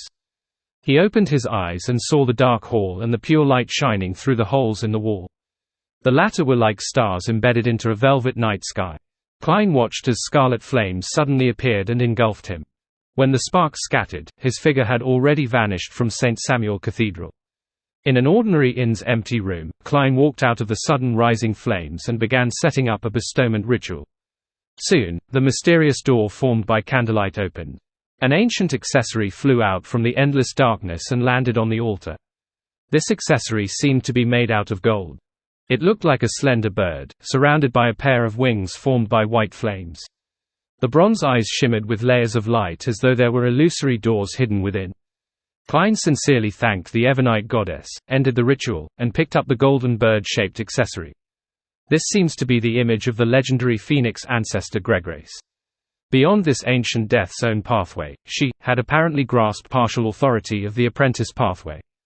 This is a preliminary conclusion from the city ruins in the forsaken land of the gods that believed in the phoenix. It's no wonder most ancient gods find it difficult to control their emotions. They were on the edge of madness. No, they were constantly teetering between madness and rationality. Before the first blasphemy slate appeared, none of the Beyonder creatures had the concept of a sequence pathway. They only had the concept of convergence, reproduction, and blind attempts. As Klein carefully examined the golden bird-shaped accessory, he sighed inwardly. As the owner of Sephira Castle, he could sense that there was a subtle connection between the accessory and the river of eternal darkness. So it can contain the river water of the river of eternal darkness. Yes, the river water of the river of eternal darkness is definitely not river water in the true sense of the phrase, but an abstract concept or symbol. Klein nodded in thought and threw the golden bird-shaped accessory into Sephira Castle, sealing it in the junk pile to prevent any unnecessary accidents. On a mountain peak outside Byam City, the Red Angel evil spirit watched as the edge of the sea gradually lit up as an orange sun slowly left the horizon. At some point in time, a young man wearing a pointed hat and a classic black robe appeared beside him. The man played with a crystal monocle and wore it on his right eye. It was Aemon, who had become Mr. Error. Sauron Einhorn Medici turned his head and glanced at Aemon. The sacrifice you provided was actually the original body. If it wasn't my true body, how could I have the time to steal the ritual and replace Bethel? Aemon replied with a smile. As a qualified conspirer, you shouldn't have not thought of this. The Red Angel evil spirit scoffed. How would I know that you weren't trying to trick me? Perhaps you predicted my prediction. Aemon smiled and didn't answer directly. Instead, he took out a strange crown covered in rust and blood. This is your reward. He threw the item to Sauron Einhorn Medici. After the Red Angel evil spirit caught the strange crown, he was somewhat surprised. Wow, you actually didn't try to go back on your word. Doing something that doesn't match your expectations is also a form of deception. Aemon pinched the monocle on his right eye and said with a smile, I'm looking forward to you becoming the Red Priest and devouring that demoness. When that happens, your image will definitely be extremely interesting. As Aemon said this, his smile carried an unconcealable sense of warped humor. Sauron Einhorn Medici fell silent for a moment before saying, I don't think it will be very different from how I am now. Two bloody mouths opened on both sides of his face before quickly closing. Aemon adjusted the monocle on his right eye and looked to the other side of the sea. The situation in the western continent seems interesting. With that said, the present Mr. Error, the former Angel of Time, turned into light and dissipated. The Red Angel evil spirit looked in the direction of where Aemon was looking at and tossed the strange crown in his hand. On both sides of his face, the bloody mouths appeared once again as they said, after absorbing this Beyonder characteristic, you'd better stay away from Bansi. If you wish to grow breasts and have your body swell up, you can continue staying there. Medici curled his lips and said, isn't this something you both wish for? Facing the altar filled with materials and artifacts, Klein raised his right hand and snapped his fingers. The table in front of him instantly became empty and clean. All the junk had been split up in categories and returned to their original location. This was a miracle that stemmed from one of Klein's accumulated wishes. Compared to the past miracle invokers and attendants of mysteries, the miracles I can create can be described as quite varied. It's very practical, including but not limited to building houses, interior design, garbage classification, and environment protection. Klein looked at the cleared and laughed self-deprecatingly. He then opened the door and left. He wanted to return to the real world and return to human society to strengthen his humanity and stabilize his mental state. His problem now was relatively problematic. If he directly sought Miss Justice's treatment before first suppressing the awakening will of the celestial worthy of heaven and earth for blessings, he would only contaminate her and allow his psychiatrist to suffer mental illnesses. Of course, if Miss Justice had reached Sequence 2, the effects wouldn't be too great. The current backland had been rebuilt, and the number of pedestrians coming and going had returned to their previous peak. Just as Klein pushed open the inn's door, he heard all sorts of voices. Wait, fresh fish from Pritz Harbor. It has plenty of meat and little bones. It's great for frying. Special ginger beer matched with muffins and potato wedges. Hot and fresh oyster soup. The freshest vegetables. Most of the noise came from the street vendors, and some came from a small number of passengers who were chasing the public carriage or pedestrians who were knocked down by people in a rush. The early morning rush painted such a noisy, sonorous, and chaotic scene. Klein listened to these unfamiliar yet familiar shouts and silently looked at the scene in front of him. He didn't move for a few minutes. Only when a thief came close did he put his hands into the black coat's pockets and walk towards the nearest coffee shop. A cup of good coffee, a set of muffins stewed with peas, and a piece of oatmeal bread, Klein said to the affordable coffee shop's owner. A total of 11 pence, the boss said after a mental calculation. Then he added, the price of everything is rising now. Klein didn't say anything. He took out a 1 solely note from the junk pile in Sephira Castle and handed it to the boss. He then found a seat by the window which wasn't very greasy. He took out a few pieces of tissue to line the table.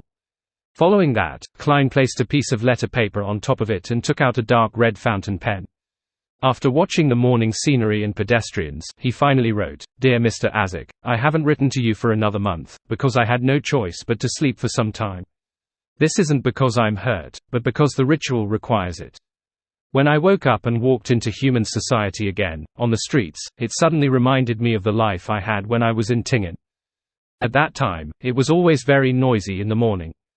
A large number of citizens would leave their homes, rushing to the factories or companies.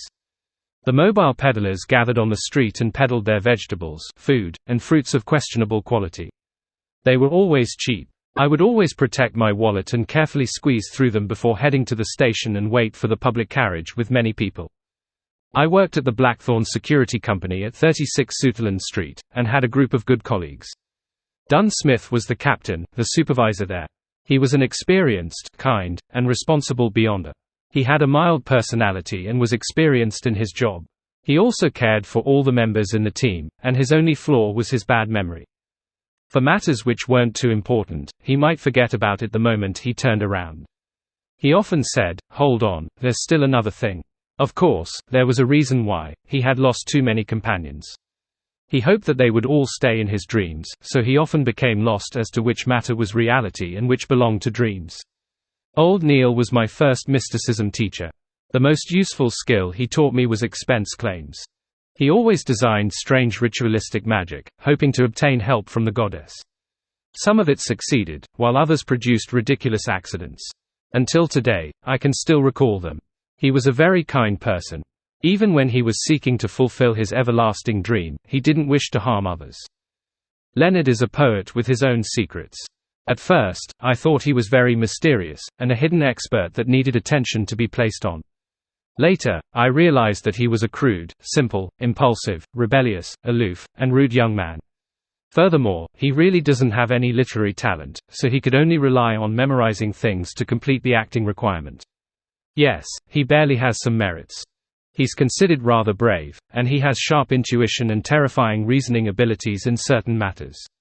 However, this is limited to certain matters. Fry was a cold-looking beyonder who no one dared to approach. But in fact, he has a sense of responsibility and a warm heart. He would always extend his hand when others needed help. Kenley was very short. He used to be a civilian staff member, and he then took the initiative to apply to become an official member. He was quite smart, but he would never decline a case. Every time he played cards, he would talk about his fiancée. Roseanne is the receptionist at the Blackthorn Security Company. She's lively and lazy, and she's loved by everyone. To us, she's like a younger sister. She also likes every single one of us, but she also hates all the official members because her father was once an official beyonder who later died in the course of duty. Perhaps, in her heart, official members were equivalent to people who received a notice that they were infected with a critical illness. Mrs. Oriana is an accountant, a victim of a supernatural case. She's delicate and gentle, and she pursues an exquisite life. She usually doesn't speak much, but she takes good care of everyone and doesn't make things difficult for us regarding finances.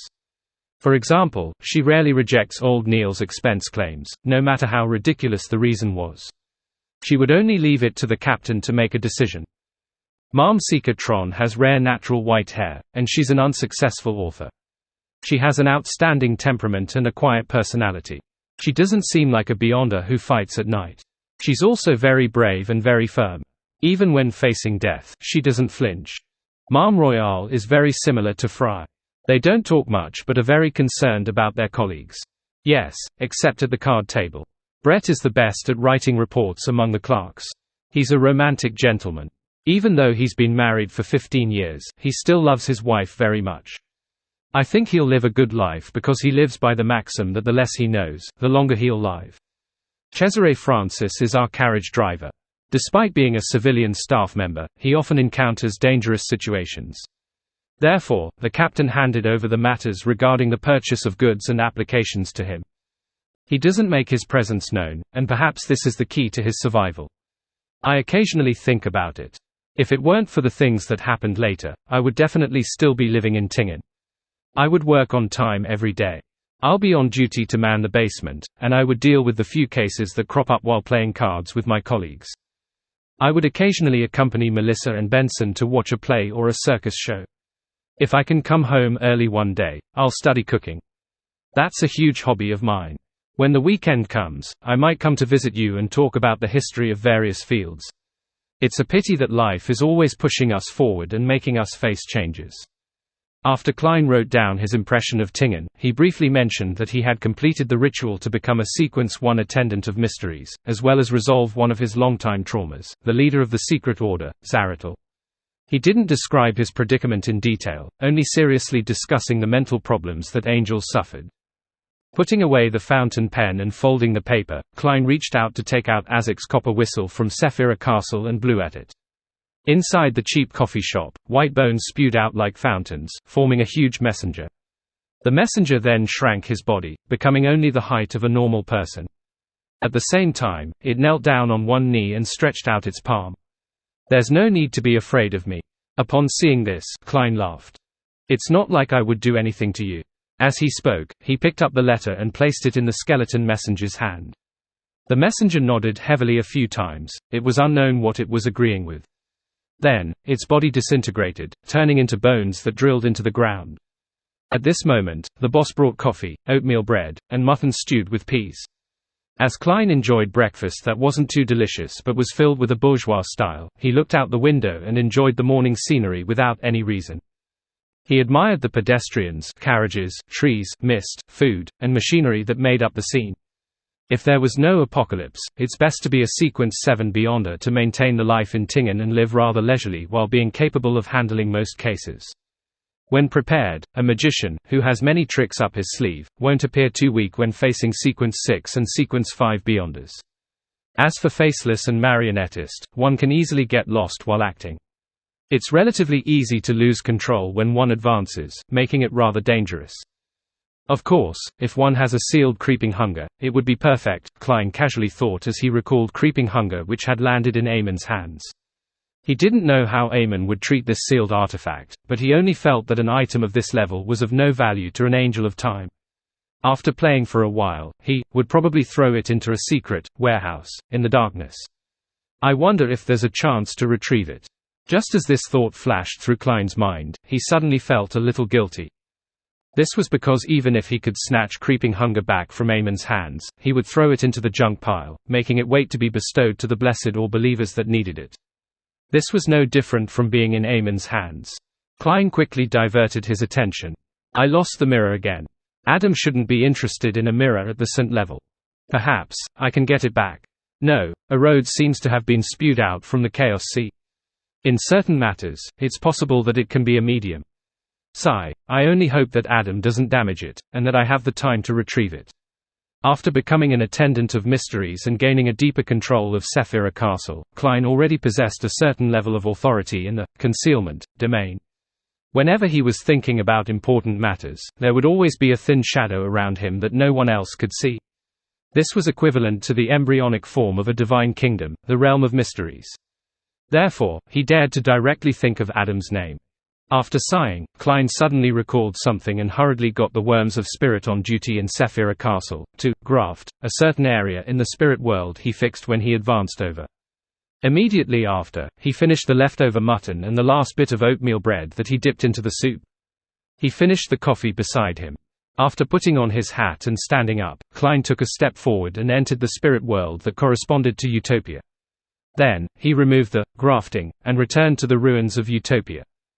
This was to use the abilities of grafting, and his ability to freely enter the spirit world to indirectly achieve a teleportation effect. Of course, the prerequisite was that he could locate the corresponding region in the spirit world. On this point, as the owner of Sephira Castle, Klein had a unique advantage. As for Zaratul and the other attendants of mysteries, they could only rely on their preparations. As soon as he stepped into the ruins of Utopia, Klein surveyed the area and discovered that the collapsed houses and charred corpses were shimmering with different colors. They were the Beyonder characteristics inside the monster marionettes, the wealth accumulated by Klein back in the forsaken land of the gods. This might be useless to him, but he still had many believers and blessed that would gradually increase in numbers. As a deity, he had to stock up some Beyonder characteristics in order to bestow them. Thankfully, the Lord of Storms didn't take the opportunity to sweep them away. As Klein silently muttered to himself, he couldn't help but thank Leodero. Eastchester County, inside the Hall family manor. After the sun finally rose, the suffering people returned to their rooms one after another to make up for their lack of sleep. Only Alfred, Earl Hall's personal bodyguards, the deacons, and Nighthawks sent by the Church of Evernight to investigate the reason behind the incident last night remained. As Audrey used the Golden Retriever, Susie, to monitor the development of the situation, she opened her bedroom door and walked in. Through the curtains and the weak sunlight in the room, a figure sat quietly on a high stool like a large doll. It was a huge, snow-white rabbit. Audrey's brows twitched as she whispered, "Mr. Roth." This was Mr. Roth from the psychology alchemists that had pursued the Mind Dragon, Ariahog. It was suspected to be one of Hermes's identities. As she spoke, Audrey reached out her hand and closed the door. And with this action, the back of her hand flashed with a star-like crimson tattoo. "I'm sorry, I made use of you." When the door closed, the giant white rabbit took the initiative to say, "However, I might have been used by someone else as well." Audrey thought of the opening of the doors and windows in the middle of the night and took 2 steps forward. She replied in thought, "There's no need to apologize. Just don't disturb me in the future." She was tactfully expressing that she wanted to leave the psychology alchemists, hoping that no one would come looking for her again. The huge white rabbit stared at her with its bright red eyes for a few seconds and said, "Your previous wish was to protect your parents and family, but don't you think that you've been embroiled in too much trouble? The danger that you've brought them is greater than the help you provide." Audrey fell silent. She didn't speak for a long time. Normally speaking, a saint can indeed allow the family to gain more safety, but the premise is that they do not involve themselves in the struggle between angels or deities. Or perhaps, they are part of a powerful organization that can be relied on in the true sense of the word. Upon saying this, the huge white rabbit slowly said, "I have 2 gifts to express my apology. You can choose one." "2?" Audrey asked in a low voice. The giant white rabbit nodded, its ears constantly wiggling. "One is to truly become Miss Pride of the psychology alchemists. We can ignore all your other secrets and tacitly allow your other operations as long as you don't reveal our matters and bring danger to the psychology alchemists. Of course, there will be a certain disadvantage. You will shoulder the burden of certain matters and might be embroiled in quite a bit of trouble. The only difference is that you will receive a lot of help and be rescued in time." "What about the second one?" Audrey had no intention of getting compensation from the psychology alchemists. To not have the secret organization disturb her again was the best form of apology. Furthermore, she suspected that Mr. Roth's true intention behind his apology was just another form of exploitation. The huge white rabbit answered calmly, "I can help you divide another identity for you so that she can stay by your family and provide them with some protection and emotional comfort. As for you, you will stay away from them and live on in this world with another identity. This way, your troubles will not affect the people you want to protect. In the supernatural world, under certain circumstances, distancing yourself is the best form of love and protection." Audrey fell silent once again as her green eyes seemed like a still lake. "You don't need to answer me at once.